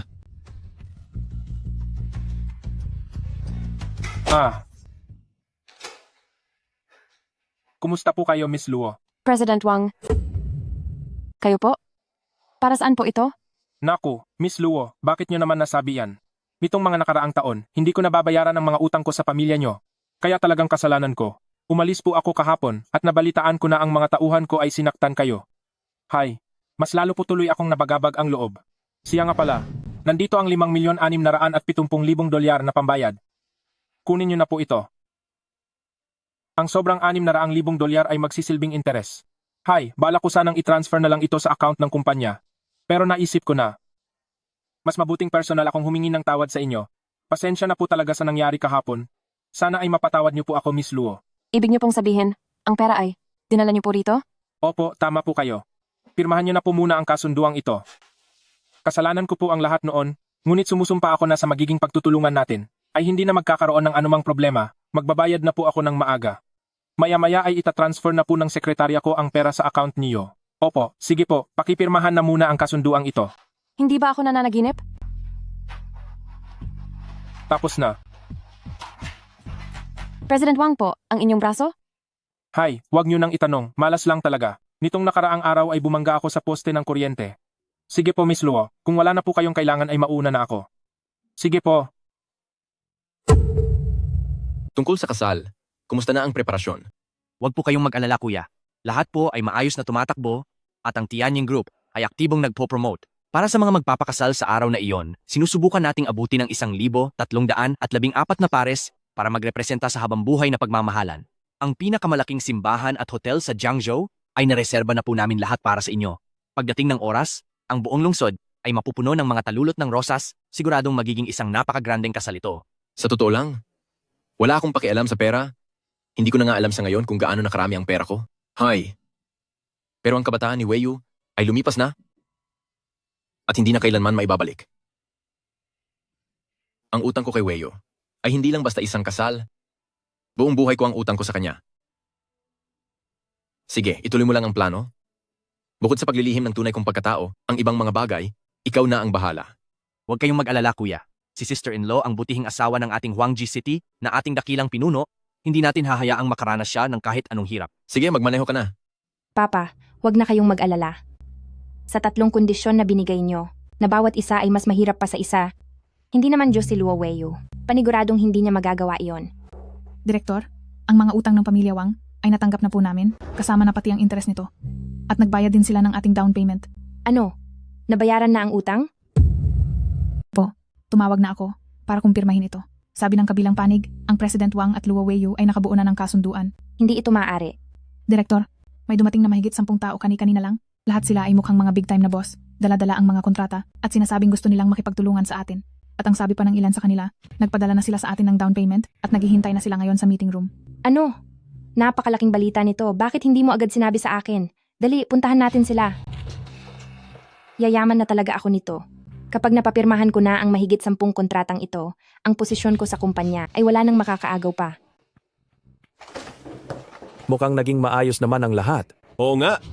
Mga boss, tuloy po kayo. Welcome po. Miss Luo, wag na nating patagalin pa. Kami ay may mga lakad pa. Pirmahan na natin ang kontrata. Heto? O siguro naman ay ayos na sa inyo ang mga kondisyon nito? Ayos na ayos po. Huwag po kayong magmadali. Isa-isa lang po. Marami po akong oras. Dahan-dahan lang po tayo. Teka lang ang lahat. bakit ang pangalan sa kontratang ito ay hindi si Luo Weiyo? Sino si Luo Tingting? Narito kami para hanapin si Luo Weiyo. Luo Weiyo, nasaan si President Luo? Mga boss, ako po ay ang sales director na si Luo Tingting. Isang hamak na kontraktual lang si Luo Weiyu. Ako ay isang sales director, hindi pa ba ako sapat para pumirma kasama kayo? Sales Director, sino ka sa akala mo? Isang maliit na sales director. Ang lakas ng loob na magsalita ng ganyan sa amin. Ikaw, gusto mo talagang ihambing ang sarili mo kay Miss Luo Weiyo? Tingnan mo muna ang sarili mo sa salamin. Bagay ka ba sa kaniya? Bilisan mo at palabasin mo na si Miss Luo Weiyo. Kung hindi, ang kontratang ito, hindi na namin pipirmahan. Tama. Ang mga ito ay kasing antas. Nang lolo ko, maging ang tatay ko ay ayaw silang mabangga. Hayaan mo na. Hindi ako dapat magalit sa kanila. Nasaan si Luo Yiming? Palabasin, si Luo Yiming. Nandito ako para papirmahin si Luo Weiyo ng kontrata. Tapos maghahanap lang kayo ng kung sino-sino lang para lang idisposisyon ako? Ipalabas niyo siya.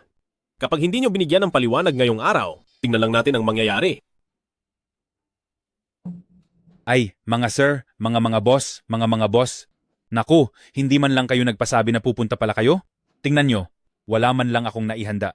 Ganito na lang, mamaya, doon sa Jiangsu Grand Hotel, magpapareserba ako ng isang mesa para personal na humingi ng paumanhin sa inyo. Ano sa tingin nyo, ha? Hoy Xiaoluo, ang dahilan kung bakit nandito kaming lahat ay para hanapin si Miss Luo Weiyo para papirmahin sa kontrata. Sa tingin ko naman ay hindi mo tatanggihan ang kolaborasyong ito, di ba? Naibayad na namin ang down payment. Pirma na lang ni Miss Luo ang hinihintay. Sino naman? Itong si Luo Tingting. Sapat ba ang posisyon niya para pirmahan ito? Napakayabang pa niya kung makipag-usap sa amin. Sino ba sa tingin niya ang sarili niya? Kung hindi lang dahil sa pangalan ni Miss Luo Weiyu, itong walang kwentang kumpanya nyo, kahit imbitahan pa nyo ako, hindi ako pupunta rito. Walang silbi. Ikaw, ano ba talaga ang ginawa mo? Mamaya tayo magtuos, humingi ka na ng tawad sa mga boss na ito. Bilis. Pasensya na po sa inyong lahat mga boss. Naging mapanghusga po ako. Tingnan mo ang ginawa mo. Simula ngayon, tatanggalin kita bilang sales director. Ayoko nang makita ang mukha mo layas.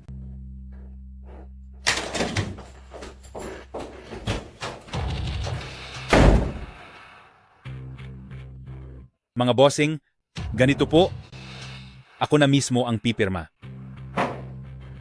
Pero nangangako po ako sa inyo, ang kontratang ito ay lahat mapupunta sa pangalan ni Miss Luo Weiyu.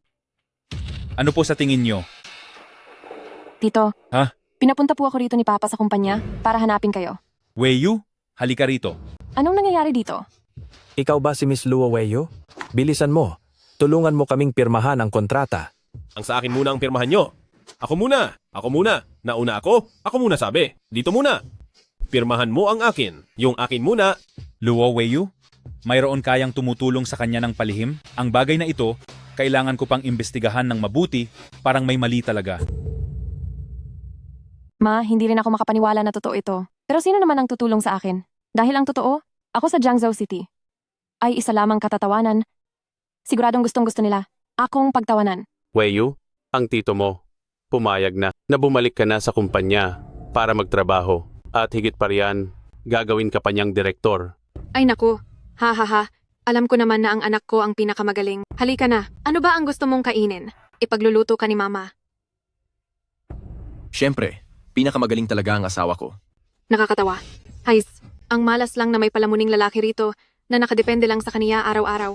Ma, wag niyo namang pagsabihan ng ganyan si Hautian. Hindi ko naman talaga ito gawa. Sa tingin ko, siguradong may taong tumutulong sa akin. Kasi kung ako lang, hindi ko ito magagawa mag-isa. Si Gao Liang, hindi ba't galing siya sa Tianying Group? Kahit wala pa siya rito, naghahanap na siya ng koneksyon at mga boss para sa iyo, dapat ay talaga namang magpasalamat ka sa kaniya. Sinasabi niyo po ba na si Gao Liang ang tumulong sa akin? Siyempre naman. Bakit naman ako magsisinungaling? Tingnan mo siya. Hays, si Gao Liang. Kung magiging manugang ko lang siya, talaga namang napakaswerte ko na. Dapat mag-ayos ka ng maganda bukas at makipagkita sa kaniya. Che, anong tinitingin-tingin mo riyan? Magluto ka na. Oo nga pala. Iyong tungkol sa pinakaabangang balita ng kasalan sa buong lungsod, narinig mo na ba?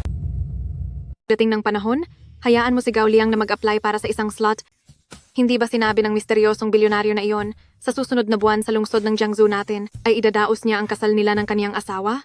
Balita ko ay, gagastos siya ng bilyon-bilyong dolyar para isponsor sa mismong araw na iyon ng 1,314 na bagong kasal. Ay, haha, siguradong makukuha ni Gao Liang ang slot na ito. Napakapambihira ng slot na ito. Ma, tumigil ka na nga po. Wala akong pakialam dyan. Lola, wag na po kayong makipag-away kay Mama. Kuya, gusto kang ilibre ni Zhou Jinhai? O baka gusto mong tanggihan ko na lang siya agad? Tutal, hindi ka naman niya basta-basta pwedeng makita. Gusto niya akong makita. Sige. May kailangan din ako sa kanya. Siya at ang Wang Kun na iyon ay magkapareho lang ng ugali. Paulit-ulit na lang akong ginagalit ng mga tauhan niya. Anong nangyari, kuya? Hay, wala naman. May tauhan siya na nagngangalang Gao Liang na isang executive. Balak niyang pakasalan ng asawa ko. Dahil gusto akong makita ni Zhou Jinhai, sabihin mo sa kanya, pupunta na tayo ngayon din. At saka, utusan mo siyang isama ang tinatawag nilang Gao Liang na iyan. Gusto kong makita kung anong klaseng tao ang may lakas ng loob na agawin ng asawa ko. Ha? Hindi ba si Ye Haotian yon?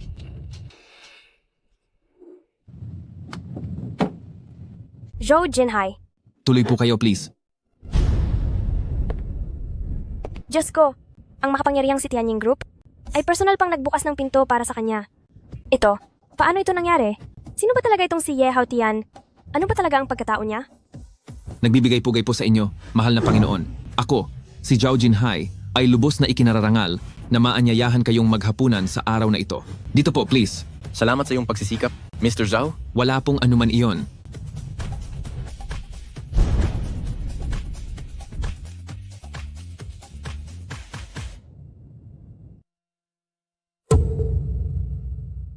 Hindi. Huwag kang magkamali. Ako. Tigil! Tumigil kayong lahat. Miss Jiang, bakit ka nandito?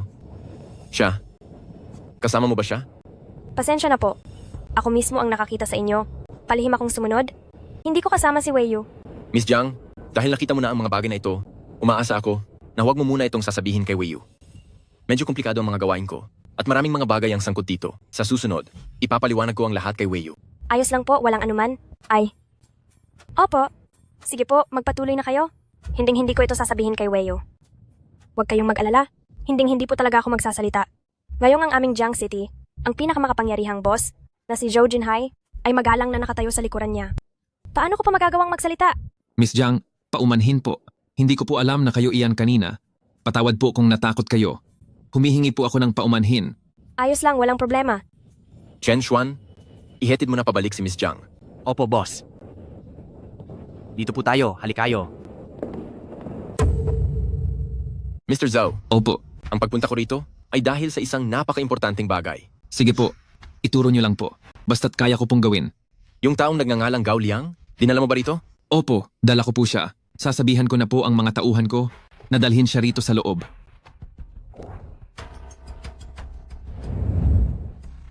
Ikaw ba ang tinatawag na Gao Liang? Gao Liang, bakit ka nakatulala riyan? Tinatanong ka ng amo. Sir? Ano po ang may paglilingkod ko?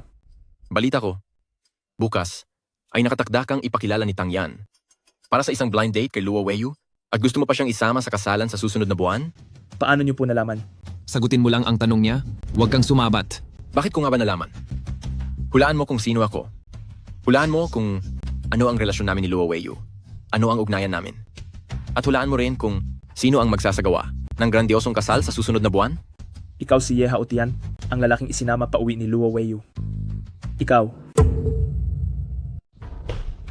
Sino ang narito?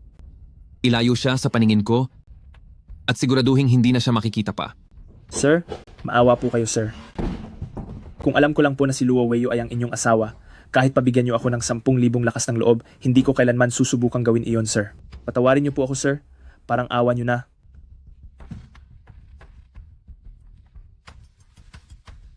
Sa totoo lang, gusto sana kitang tapusin na ng diretso sa sandaling ito. Naintindihan ko po, naiintindihan ko po, gets ko na po.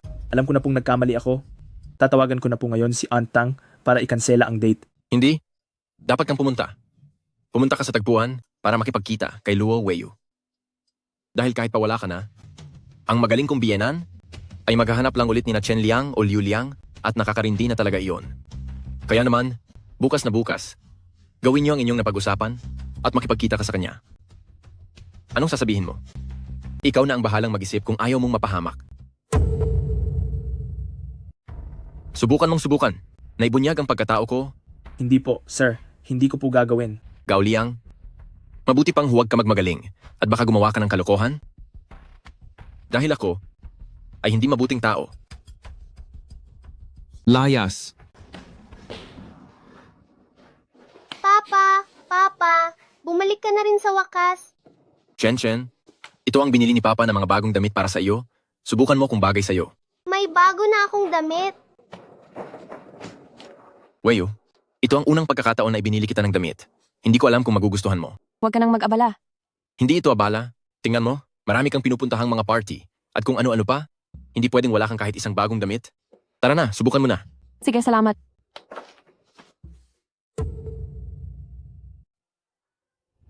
Sige, pumunta ka na. Maghihintay ako sa loob ng kotse. Kung may mangyaring anuman, tawagan mo agad ako. Sige. Naku, Weiyu. Ang ganda naman ng suot mong damit. Saan mo iyan binili? Lalo kang gumanda sa suot mo. Tingnan mo, ang ganda rin pati ng mga high heels mo. Si Ye Haotian ang bumili nito para sa akin. Ano naman kung bumili siya ng damit? Matapos kanyang saktan ng husto, akala ba niya sapat na pambawi ang isang damit? Nananaginip siya. Maya-maya pagdating ni Gao Liang, huwag mo akong kakalabanin ha. Pumunta ako rito ngayon para magpaliwanag sa iyo. At kay Gao Liang ng malinaw, hinding-hindi ako. Hala, andyan na, si Xiao Gao. Halika, bilis, bilis. Maupo ka rito, dito ka maupo. Sige na, bilis. Napakaganda pala niya, ang ganda ng katawan, at ang ganda rin ng mukha. Pero bakit kailangan pang maging asawa siya ng taong iyon? Nakakainis talaga, napakalas-malas naman. Mayroon na po akong mahal na iba. Manahimik ka. Naku, Gao Liang, huwag mo na sana siyang pansinin. Alam mo naman ang anak kong ito. Masyadong naapektuhan sa kakabasa. Kung ano-ano na ang sinasabi niyan, hehehe. Mabuti pang mag-usap kayong dalawa ng maayos ngayon. Tingnan mo, itong si Weiyu, kahit na may anak na siya, pero mabait naman siyang tao. Tingnan mo ng mabuti, napakaganda niya. At ang mahalaga ay makikita mo sa pamilya namin na hindi naman kami galing sa mababang uri. At ang auntie ay 200% kontento sa iyo. Kung wala ka namang tutol, desidido na ang auntie ngayon, magpakasal na kayong dalawa at kunin ang lisensya. Ma, magkaklase naman kayo noong kolehiyo, wag mo na itong patagalin pa. Huwag po kayong mag-alala, Miss Luo. Naiintindihan ko. Alam ko na po. Auntie, patawad po talaga. Kasi kahapon sa kumpanya namin ay nagkaroon ng malaking pagbabago. Pinadadala ako sa ibang bansa para magtrabaho. Mga 5 hanggang 6 na taon ako roon. Ayaw ko namang maaksaya ang panahon ni Weiyu. At saka, hindi ko deserve si Weiyu. Auntie, patawad po. Patawad po talaga. Weiyu, pasensya na. Ako ang may kasalanan ng lahat. Alam kong hindi mo ako gusto, pero pinipilit ko pa rin ang nanay mo na pagsamahin tayo. Napakasama kong tao. Pasensya na po talaga, auntie. Alam ko pong kaya niyo gusto na mapunta ako kay Weiyu ay dahil ayos lang sa akin na mayroon siyang anak. Pero dahil sa trabaho ko ngayon, at saka sa tingin ko wala nang hihigit pa, kundi ang tunay na ama ng bata para sa ikabubuti ni Weiyu. Huwag na po sana kayong basta-basta magpakilala ng mga lalaki kay Weiyu. Hoy, Xiao Gao. Hoy, teka lang. Luo Weiyu. Ngayon, masaya ka na ba? Sa tingin mo ba para kanino ang lahat ng ginagawa kong ito? Sa wakas ay nakahanap tayo ng isa na tatanggap sa'yo kahit may anak ka na. Talagang napakamalas mo. Hindi na ako makikialam sa susunod. Bahala ka na sa buhay mo. Hello, Miss Jiang. Tapos na ang problema sa karibal mo? Tungkol sa Gao Liang na iyon? Kusang sumuko na ang taong iyon. Hoy, totoo bang tinakot mo siya? Salamat sa ulat, Miss Jiang. Sa hinaharap, kailangan mo lang manatili sa likuran ko. Gaano man kalaki ang unos sa harap natin, ako ang haharap para sa iyo. Pumunta tayo sa tindahan ng kotse. Masusunod po, kuya.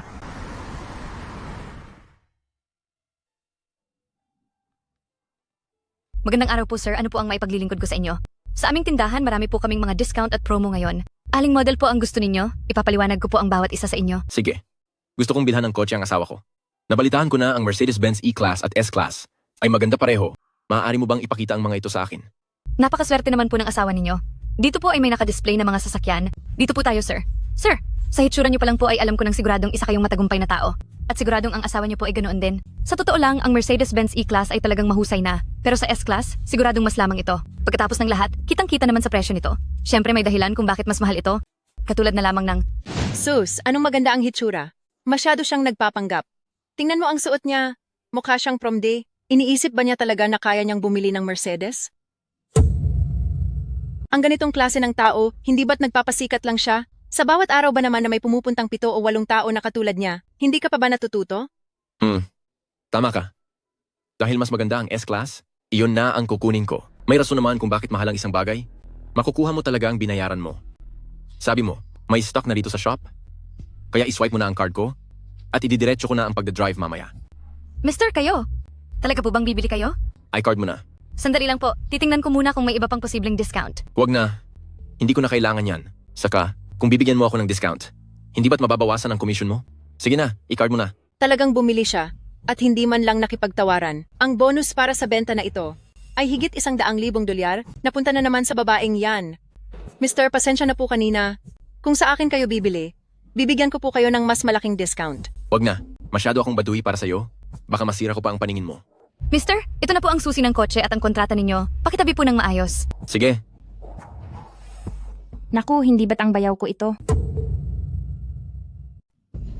Ang yaman mo naman, nagawa mo pang bumili ng Mercedes. Hoy, ikaw ba si Yehaw Tian? Wala ka ng pera, pero bibili ka pa ng Mercedes? Sa tingin mo ba ay bagay ka sa lugar na ito? Sir? Ma'am? Mukhang nagkakamali po kayo. Ang ginoong yen na ito, siya talaga ay... Ang susi ng sasakyang ito sa kamay ko, hindi ko ito binili. Ang isang talunang gaya ko, paano naman makakabili nito? Hindi ako kasing yaman ninyong dalawa. Nirentahan ko lang ito para maglaro. Bilang isang walang kwenta, hindi ko na iistorbohin ang pagbili ninyo ng sasakyan. Magtingin lang kayo ng dahan-dahan. Nagpapanggap lang pala. Nirenta lang pala talaga.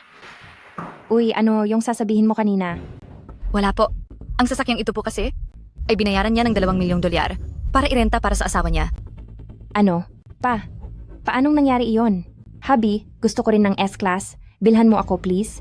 Anong pambili? Nababaliw ka na ba? Higit sa $2 milyong ang sasakyang iyan. Saan naman ako kukuha ng pera ngayon? Halika na, aalis na tayo. Huwag kang gumawa ng eksena rito. Naman, hubby.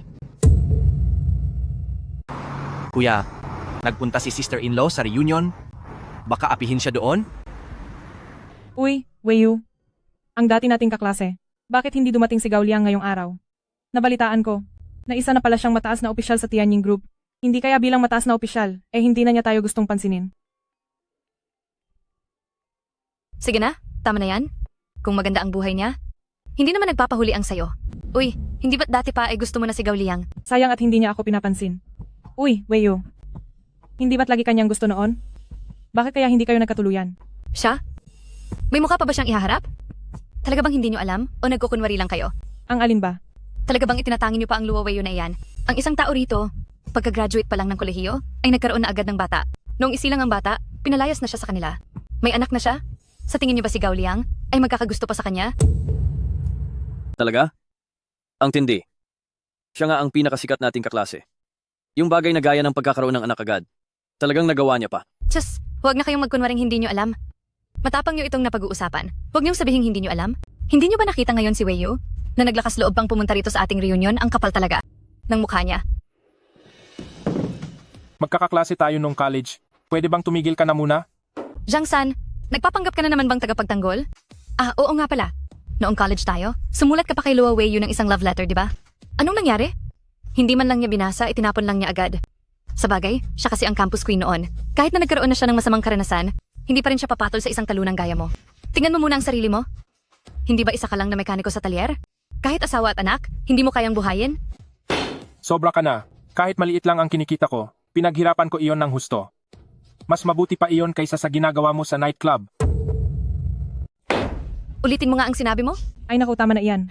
Nandito tayo para sa reunion. Ano ba ang ginagawa ninyo? Pero narinig ko na si Weiyu ay ikakasal na, hindi ba? Tama ba, Weiyu? Dapat ay kasal ka na, di ba? Nasaan na ang asawa mo? Luo Weiyu, nasaan na ang asawa mo? Siguradong napakagaling ng asawa mo, no? Dahil pati si Gao Liang ay binaliwala mo. Kaya itong asawa mo, siguro man lang ay isa siyang malaking boss, tama ba? Ay naku, ang tungkol sa sitwasyon mo, may nabalitaan din ako ng kaunti. Ang asawa mo, Walang trabaho, di ba? Hahaha. Hoy, sakto at pwede ko siyang tulungang makahanap ng trabaho. Sa hotel namin, naghahanap kami ngayon ng mga server. Oh, baka gusto mong pasubukin siya. Bibigyan ko siya ng $3,000 kada buwan. Ano sa tingin mo? Luo Weiyu, bilisan mo at magpasalamat ka sa kanya. Uy, hindi ba iyan ang chairman ng hotel niyo na si President Kian? Sino kaya ang lalaking iyon sa tabi niya? Ang gwapo niya. Mukhang isang malaking boss mula sa kung anong kumpanya. Mahal, bakit ka nandito? Tama ba ang narinig ko? Asawa? Parang ganoon na nga. Ikaw, bakit ka nandito? Matalik kong kaibigan si President Kian at nang malaman niyang pupunta ako sa Jiangzhou, inimbitahan niya ako rito para makipagkita. Sir Miss, sagot ko na ang lahat ng kakainin at iinumin nyo ngayon. Gawin yung parang sariling bahay nyo ito? Huwag po kayong mahiya. Mamaya po. Ipatutuloy ko kayo sa pinakamaganda naming VIP room. Maayos ba yon? Sa pinakamagandang VIP room. Huwag na nating pag-usapan ang mga karaniwang tao. Kahit pa ang mga mayayamang amo. Dito sa Jiangsu ay walang karapatang pumasok doon. Ang isang kainan doon ay nagkakahalaga ng hindi bababa sa $300,000. Ngunit dahil lamang sa mukha ng asawa ni Luo Weiyu, ay ganito sila kagaling magregalo. Mahal, sumama ka na sa mga kaklase mo. May pag-uusapan lang kami ni President Kian. Siya nga pala, hindi ba't bukas na ang simula ng trabaho mo sa kumpanya? Ipinagbilhan kita ng isang Mercedes S-Class. Pasensya ka na kung hindi ganoon kaganda ang sasakyan. Gamitin mo muna yan. Papalitan na lang natin kung hindi mo magustuhan. Nasa ibaba na ang sasakyan. Hintayin mo na lang ako doon pagkatapos nyo. Sige po. Mahigit $2 milyong iyon. Bumili siya ng ganoon lang kadali. Ano ba talaga ang pinagmula ng asawa niya? Napakaswerte naman ni Luo Weiyu. Sandali lang. Kung wala ka pa rito kanina, dito mismo, maraming tao ang nang-api sa asawa mo. Tapos balak mo pa silang ilibre ng pagkain, kahit mahirap lang ako. Kapag hindi ka gumawa ng paraan, mawawalan ako ng respeto sa iyo. Magsalita ka. Sinong nang-api sa asawa ko? Sila pong dalawa, napakaingay at napakasama po ng mga sinabi nila. Big boss, mali po ako. Nagkamali po ako ng sobra. Pero po, inutusan lang po nila akong gawin iyon. Bago pa po tayo magkolehiyo, mababa na po ang tingin nila sa asawa nyo. At sasabihin ko rin sa inyo, na ang pagtitipon na ito ngayong araw, ay sila rin po ang nag-organisa. Ang layunin lang nila ay ipahiya at hiyain ang asawa nyo. Napakabait ni Weiyu. Paano ko naman po siya magagawang laitin, hindi ba Weiyu? Huwag kang gumawa ng kwento. Dapat kang magpasalamat dahil kailanman ay hindi ako nananakit ng babae. Simula sa araw na ito, hindi na siya pwedeng magpakita sa Jiangzhou. Opo, gagawin po namin agad. Hindi ba ikaw ang lobby manager ko? Hiba. President Kian, patawad. Aalis na ako. Ang mga tao niyo sa hotel. Opo. Pinayagan na ba kitang umalis? Ano? Ang yabang mo rin talaga? Kahit ako ay hindi kayang banggain ang taong iyan. Tapos ikaw, pinagtangkaan mo pa ang kanyang asawa. Simula ngayon, sisante ka na. At pagkatapos nito, huwag mo nang susubukang magtrabaho sa industriyang ito. Walang sinuman ang makakatulong sa iyo. Layas. President Kian, pakinggan niyo po muna ako. Ang dami mo pang sinasabi. Mrs. Ye, pasensya na po talaga. Pagpasensyahan niyo po ang hindi maayos na pagdisiplina ko sa tauhan ko. Wala po iyon. Hindi niyo po kailangang humingi ng paumanhin. Hautian? O maayos lang talaga ako? Sabihin mo nga, sapat ba ang ginagawa ko bilang asawa? Sapat po. Sapat na sapat po. Mahusay ka. Salamat. Hindi ko lang talaga matanggap, kaya nasabi ko ang mga bagay na iyon.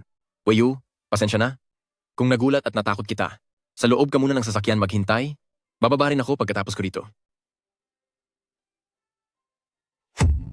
Salamat sa araw na ito. Weiyu, kung sabihin ko bang, simula noong araw na iniligtas mo ako, nagustuhan na kita, maniniwala ka ba? Ye Hautian, hindi mo naman kailangang gawin ito. Ako ang ina ni Chen, at ikaw ang tatay niya. Hindi na mahalaga kung may nararamdaman tayo sa isa't isa. Huwag mong pilitin ang sarili mo. Ye Hautian. Pasensya na. Ang mga paghihirap na naranasan mo nitong mga nakaraang taon, hindi ko man lang maisip. Pero pakiusap maniwala ka sa akin. Totoong gusto kita. Hindi lang ako nabibigla sa mga sinasabi ko. Seryoso ako. Ye Hautian, alam mo ba kung anong ibig sabihin ng mga sinasabi mo? Wala na akong natitira sa akin ngayon. Alam mo ring masyado akong uto-uto. Kapag sinabi mo yan, maniniwala ako. Totoong paniniwalaan ko yan. Hello, mahal. Ano? $5 milyong? May nag-invest sa talyer ko. Ng $5 milyong. Mukhang nakatagpo ako ng swerte. Hindi ko alam kung sino. Sandali. Siya kaya iyon? Seryoso ako. Pangako, magpapakasal na tayo sa susunod na buwan. Ikaw lang ang pakakasalan ko sa buhay na ito at ikaw lang ang tanging magiging asawa ko. Opo. Naniniwala ako at nangangako rin ako. Yehaw Tian, magiging asawa mo lang ako habang buhay. Mag-iingat ka sa daan. Sige po. Ma, anong ginagawa mo? Anong ginagawa ko? Ang tindi nyo rin yan ni Yehaw Tian, kayong dalawa. Naitago nyo sa akin ang ganito kalaking bagay. Kung hindi pa sinabi ni Tingting kagabi na bumili kayo ng Mercedes-Benz, wala pa rin akong alam hanggang ngayon. Ma, ang kotseng ito. Sandali. Hindi ba natanggal sa trabaho si Yehaw Tian? Paano siya nakabili ng ganoon kamahal na kotse? Paliwanag ka. Luo Weiyu, napakahusay mo talaga. Nagsasarili ka na ba? Wala ka na bang balak na kilalanin ako bilang nanay mo? Isang sasakyang nagkakahalaga ng mahigit $2 milyong binili mo ng ganoon lang. Alam mo ba na hanggang ngayon kami ng tatay mo ay nagmamaneho pa rin ng luma at sirang sasakyan? Yehaw Tian, hindi ko alam kung anong pambobola ang ginawa mo sa anak ko, kaya desperado siyang magpakasal sa iyo. Sige, kung talagang gusto ninyong magsama, tatanggapin ko na lang. Pero ang sasakyang ito ay ibigay mo sa akin. May reklamo ka ba? Sinasabi ko sa iyo, nababaliw ka na. Nagawa mo pang pumunta rito ng pagkaaga-aga para lang agawin ang sasakyan ng anak mo. Ano ba talagang gusto mong mangyari? Napakawalang puso mo talaga. Maganda ang sasakyang gamit mo, pero ang nanay mo ay pinapagamit mo ng lumang sasakyan. Napakawalang utang na loob mong anak. Naku po, bakit ba napakamalas ng buhay ko? Mga kapitbahay, halik kayo at tingnan ninyo, nagluwal ako ng anak na traidor. Nay, sorry po. Hindi ko po ito napag-isipang mabuti. Sige po, kunin niyo na ang sasakyang ito. Yehaw Tian, wala kang utang na loob. Kay tagal ko iniluwal at pinalaki ang anak ko ng 20 taon, tapos ano itong ginawa mo? Teka, anong sabi mo? Ang kotseng ito ay para sa akin? Ma, pasensya na po. Ibinibigay ko po ang kotseng ito sa inyo. Maaari niyo na po itong i-drive paalis ngayon din. Huwag niyo po sisihin si Weiyu. Naging padalos-dalos lang po ako. Totoo ba ang sinasabi mo? Siguraduhin mong hindi ka magbabago ng isip. Maaari niyo na po itong kunin anumang oras. Ayan, dapat lang na ganyan.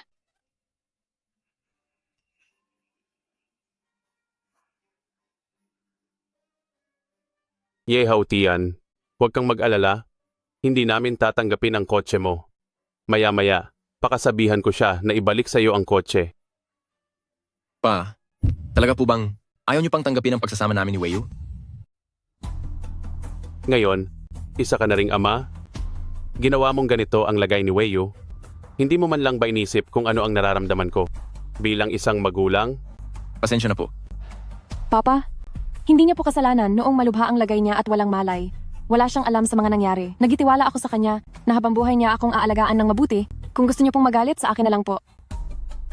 Lolo, huwag niyo pong pagalitan si Papa. Ako po ang tumawag sa kanya para bumalik, kaya huwag niyo na po siyang sisihin.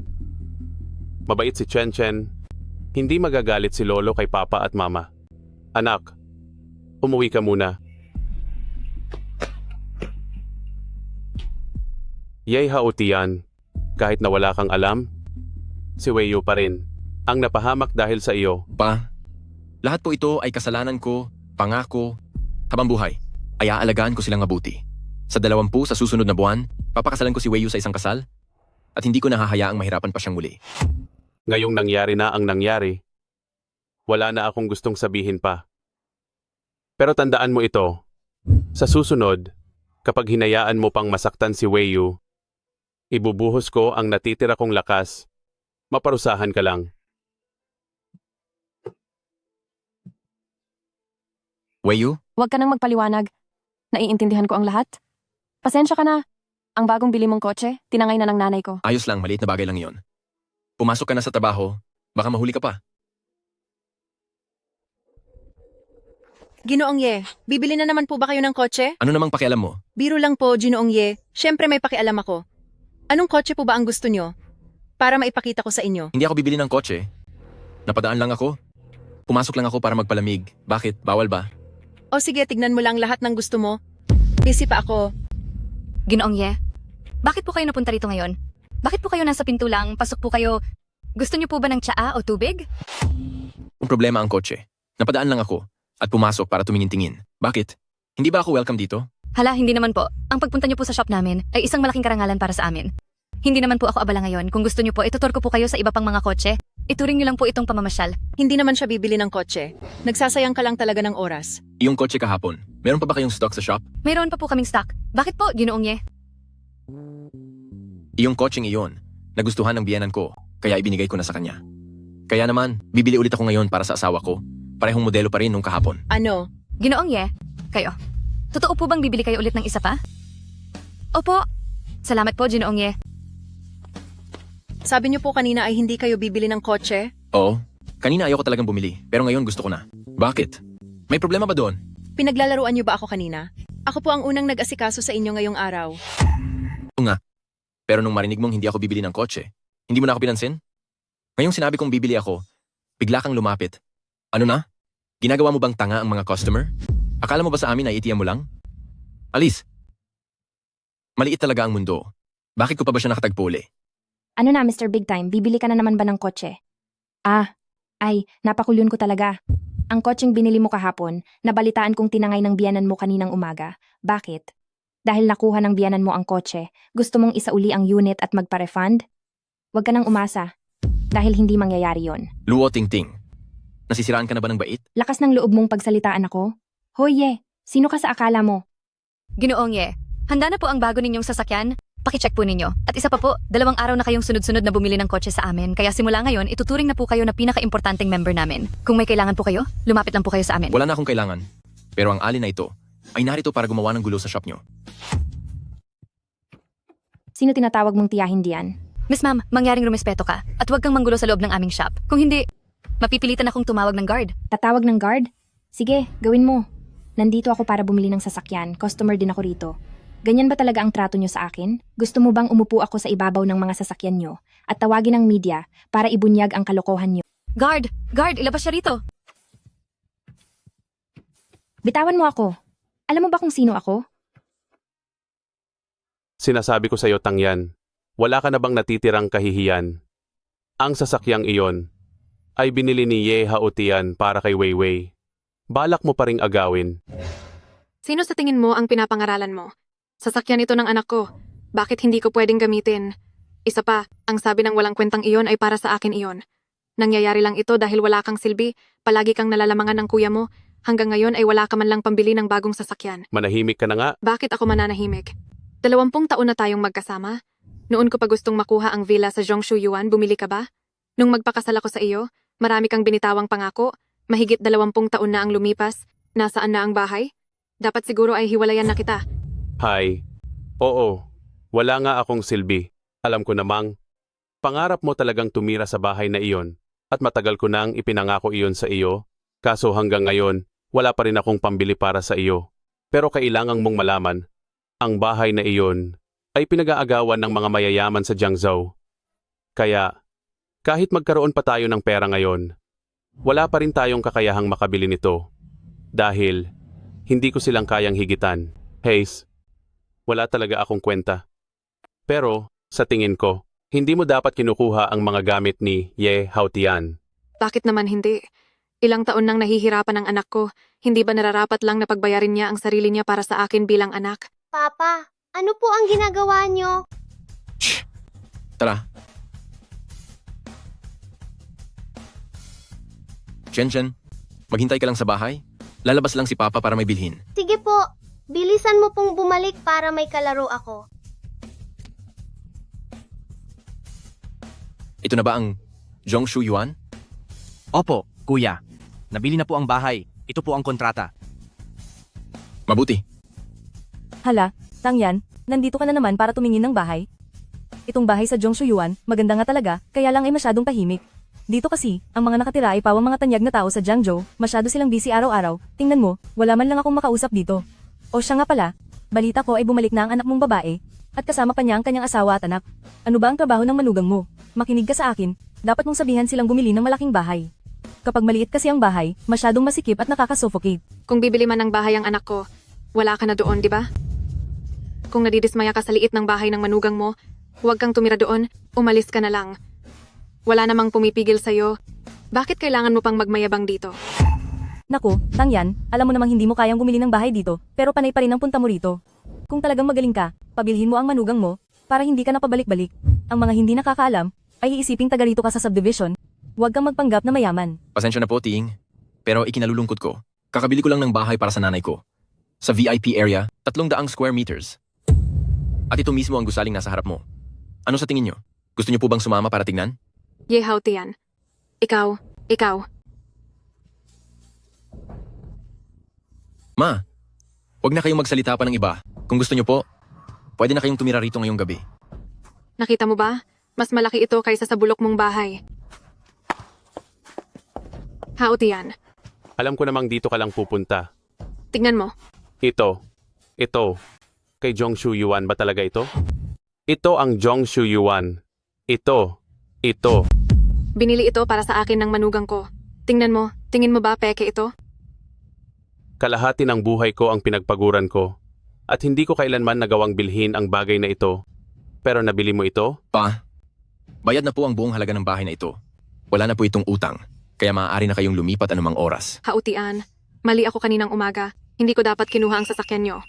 Weiyu, ibalik mo na at i-drive ang sasakyan. Binili yan ni Hautian para sa'yo. Hindi ko nakukunin yon. Ma, tungkol po sa nangyari kaninang umaga, hindi ko ba nasabi na po ito? Pagdating naman po sa sasakyan, totoong nagkulang ako sa pag-iisip tungkol doon. Pero ang sasakyang iyon ay para sa inyo talaga. Binilhan ko rin si Weiyu ng eksaktong katulad niyon. Hautian, mali ang pagkakilala namin sa iyo dati. Hindi namin akalain na may ganito ka palang kalaking kakayahan. Ngayong magkasama kayo ni Weiyu, panatag na po ang loob ko. Tama, oo tama. Tara, uwi na tayo.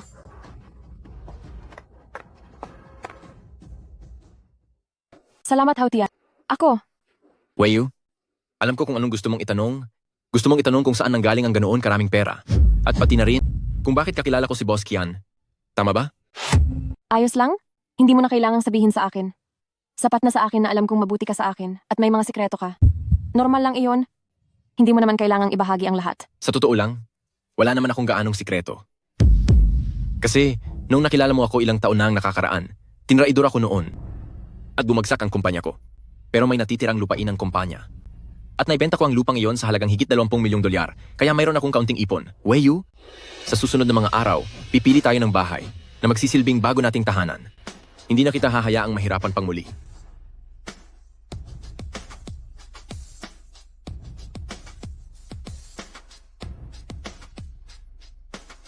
Hello, Chen Xuan. Pagsabihan si Zhou Jinhai na hindi na kailangang maghintay hanggang sa susunod na buwan, iurong ang kasal ng mas maaga at gaganapin na ito sa susunod na linggo. Hindi ko na kayang paghintayin pa si Weiyu ng matagal.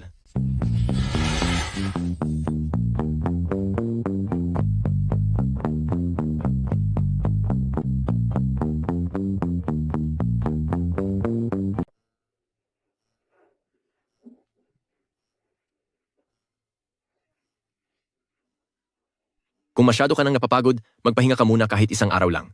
Nitong mga nakaraang araw, hindi ka man lang nakapagpahinga ng maayos. Hindi maaari.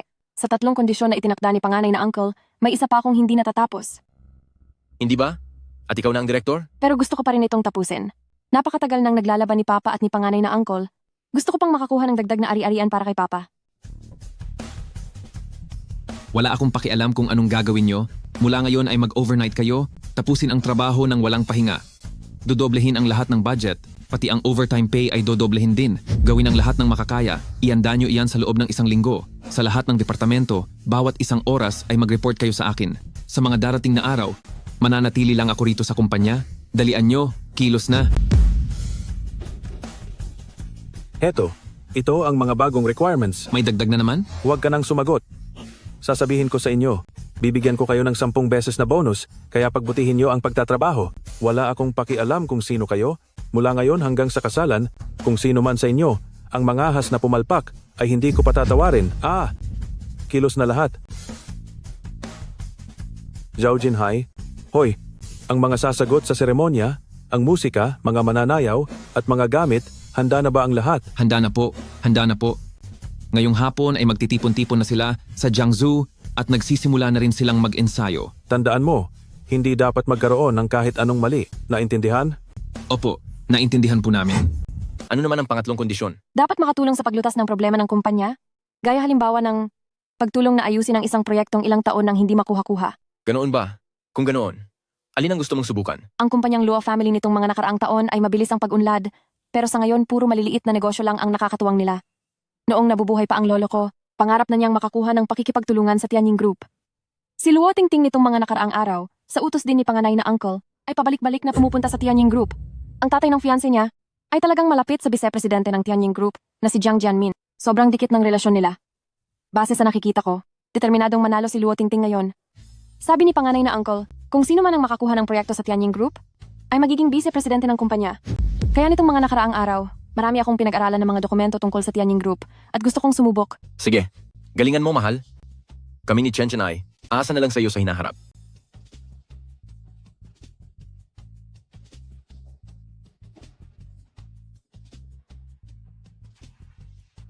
Sir Kuya, kasi simula pa lang ni Madam sa trabaho, pero pinasabak agad siya ni Luo Yiming sa negosasyon at pinatapat pa sa kaniya si Luo Tingting. Baka po sinusubukan niyang malaman kung may tulong mula sa inyo sa likod nito? Hindi rin ako sigurado. Subalit dahil matagal na rin siyang nagpapatakbo ng kumpanya, isa na siyang tuso sa negosyo. Kaya malamang na may kutob na siya. Gagawin pa rin ba ni Kuya ang hakbang? Kapag kumilos po kayo, hindi po ba mas lalo siyang magdududa? Ang magagawa nila kahit magduda sila. Sa susunod na mga araw ay kasal na, sa oras na iyon ay malalantad na ang aking tunay na pagkatao. At siguradong mapapahiya sila. Bantayan mo ang paghahanda sa kasal. Pupunta muna ako sa Tianying Group. Habi, maraming salamat ha. Kasi kung hindi dahil sa iyo, lagi na lang akong lalamangan ni Luo Weiyu. Hindi ko alam kung anong swerte ang pumasok sa ulo ng babaeng iyan. Pagbalik na pagbalik pa lang niya dito, ay nagawa na siya ni Papa na maging isang direktor at ibinaba pa ang posisyon ko. Sa tulong mo na makuha ang kontrata mula sa Tianying Group ngayon, tingnan ko lang kung ano pa ang pwedeng ipanlaban sa akin ng Luo Weiyu na iyan. Siyempre naman, ang pamilyang Liko ay isang kilalang supplier ng Tianying Group sa loob ng maraming taon. Nakita mo ba ang balita kagabi? Ang engranding kasal ng misteryosong mayamang boss, nagaganapin na 1 linggo mula ngayon. Masyadong abala ngayon ang Tianying Group, kaya naman, kahit pumunta pa rito ang Luo Weiyu na iyan, huwag na tayong umasa na makakapasok siya. Posibleng wala man lang siyang makakausap dahil walang sinuman ang mag-aaksaya ng oras sa kaniya. Ang galing talaga ng asawa ko. Tungkol sa kasal na iyon, pwede ba tayong humiling ng slots para makadalo tayo? Napaaga ang petsa ng kasal na iyon, hindi pa rin ako nakakapaghanda. Hoy, anong ginagawa mo rito? Huwag mong sabihing nandito ka para sa pakikipagtulungan kay Luo Weiyu. Hindi ito para sa mga basura na gaya mo. Umalis ka na dito. Wala ka ring mapapala dito. Oh? Ang ibig mo bang sabihin na pag-usapan mo na ito? Nakikita mo ba to? Nakuha ko na ang kontrata. Nakikita mo ba ang mga guwardiya sa pinto? Kahit pumasok man lang ay hindi mo magagawa. Tinulungan mo siyang makuha yon? Ano naman ang silbi ng kaunting pera mo? Ito ang Tianying Group at ang may-ari nito ay matagal ng kaibigan ng tatay ko. Wala kang kwenta. Pero pakiramdam ko, baka malugi ang pamilyang Lee ngayong araw. Isinusumpa mo ba ako? Sino ka ba sa akala mo? Sa iyo ba ang Tianying Group para pumasok at lumabas ka kung kailan mo gusto? Sinasabi mong mapapabagsak mo ako at malulugi ang pamilya ko dahil doon? Ang Tianying Group na ito ay pag-aari talaga ng kuya ko. Mahal, huwag ka nang magalit. Siguradong palalabasin din siya ng mga guwardiya.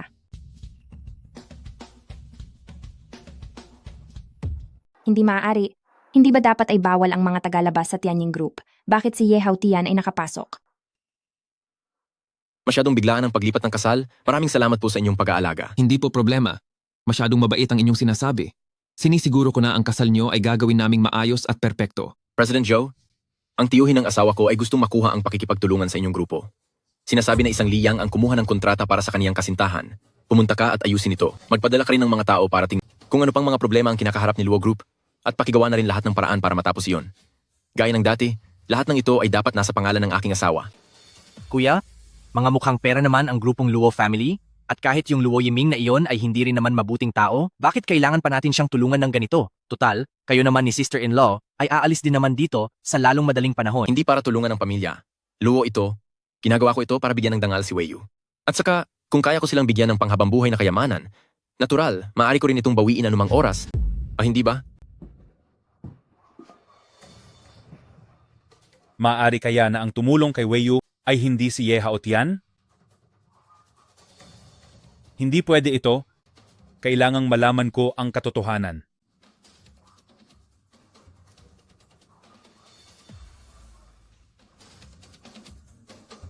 Weiyu, isama mo si Ye Haotian. Kumain tayo sa labas mamaya.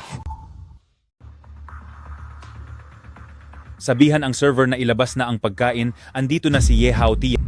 Pa, ano ba ang tingin niyo sa kanya? Hihintayin niyo pa talaga siya.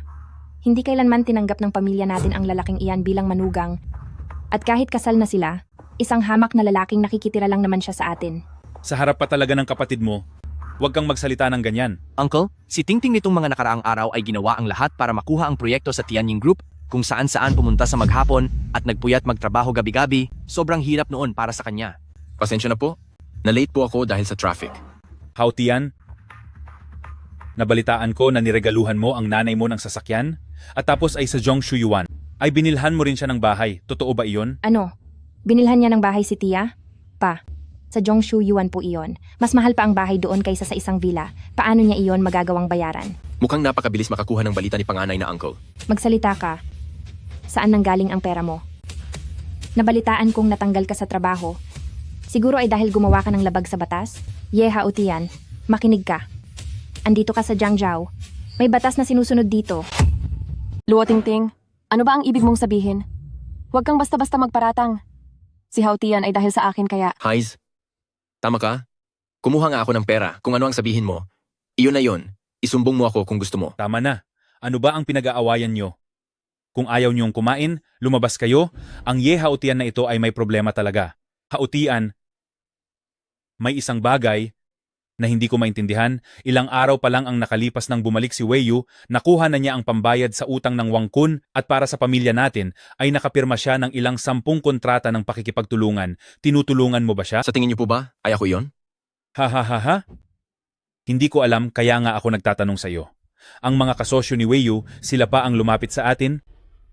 Napaka-imposible talaga nito. Uncle, hindi ba't maliliit na kasosyo lang naman ang mga iyon? Kung gusto mo, bibigyan kita kahit ilan pa ang hingin mo. Hao Tian, akala mo ba ay kapag nakapagdala ka ng mga walang kwentang kasosyo, magaling ka na? Bagay talaga ang basura sa kapwa basura. Hao Tian, ngayon ang Tianying Group ng Jiangzhou ay nakuha ko na. Paano pa makikipagsabayan ang asawa mo sa akin sa hinaharap? Isang kontrata lang yan, baka naman. Ang taong gustong makasama sa kontrata ng Tianying Group ay si Weiyu. Pinagkamalan ka lang siguro nilang si Weiyu. Hindi ikaw si Luo Weiyu. Sino ka? Pipirma ako ng kontrata kay Luo Weiyu at may usapan na kaming dalawa. Sino ka ba? Bakit ka nagpapanggap na ikaw si Miss Luo? Ako. Magsalita ka. Sino ka ba talaga? Nasaan si Luo Weiyu at Miss Luo? President Jiang, bakit kailangan niyo pang pumirma ng kontrata kay Luo Weiyu? Galing din naman ako sa Luo family, kaya pareho lang din kung sa akin kayo pipirma. Wala kang karapatan na ihambing ang sarili mo kay Miss Luo Weiyu. President Jiang, huwag kang sumobra. Pumirma ka ng kontrata sa Luo family, hindi ba dahil din sa respeto mo sa tatay ko? Tama na ang palabas na iyan, bigyan mo ako ng kaunting konsiderasyon. Kahit ang tatay mo ay hindi nangangahas na magsalita sa akin ng ganyan, tapos ikaw na bata ka, susubukan mo akong pangaralan. President Jiang, huminahon po kayo, palamigin nyo ang ulo nyo. Tingting, humingi ka agad ng paumanhin. Sino ka naman sa palagay mo? Ikaw. Hindi ka pa ba tapos sa panggugulo? Ito ay, kayo pala.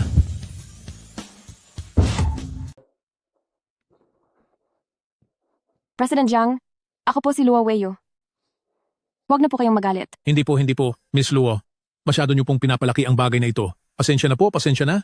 Lahat po ito ay kasalanan ko. Nag-overtime po ako sa trabaho kagabi, ng buong gabi, kaya napagkamalan ko kayo sa ibang babae. Dapat ay kinontrol ko ang sarili ko. Kasalanan ko ang lahat.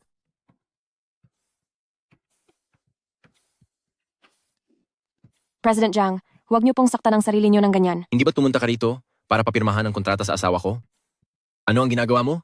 Ang isang kagalang-galang na vice-presidente ng Tianying Group ay luluhod talaga para humingi ng tawad kay Weiyu? Miss Luo, pumirma na po kayo agad. Marami pa po kaming dapat na papirmahan sa kumpanya at kailangan ko nang bumalik doon.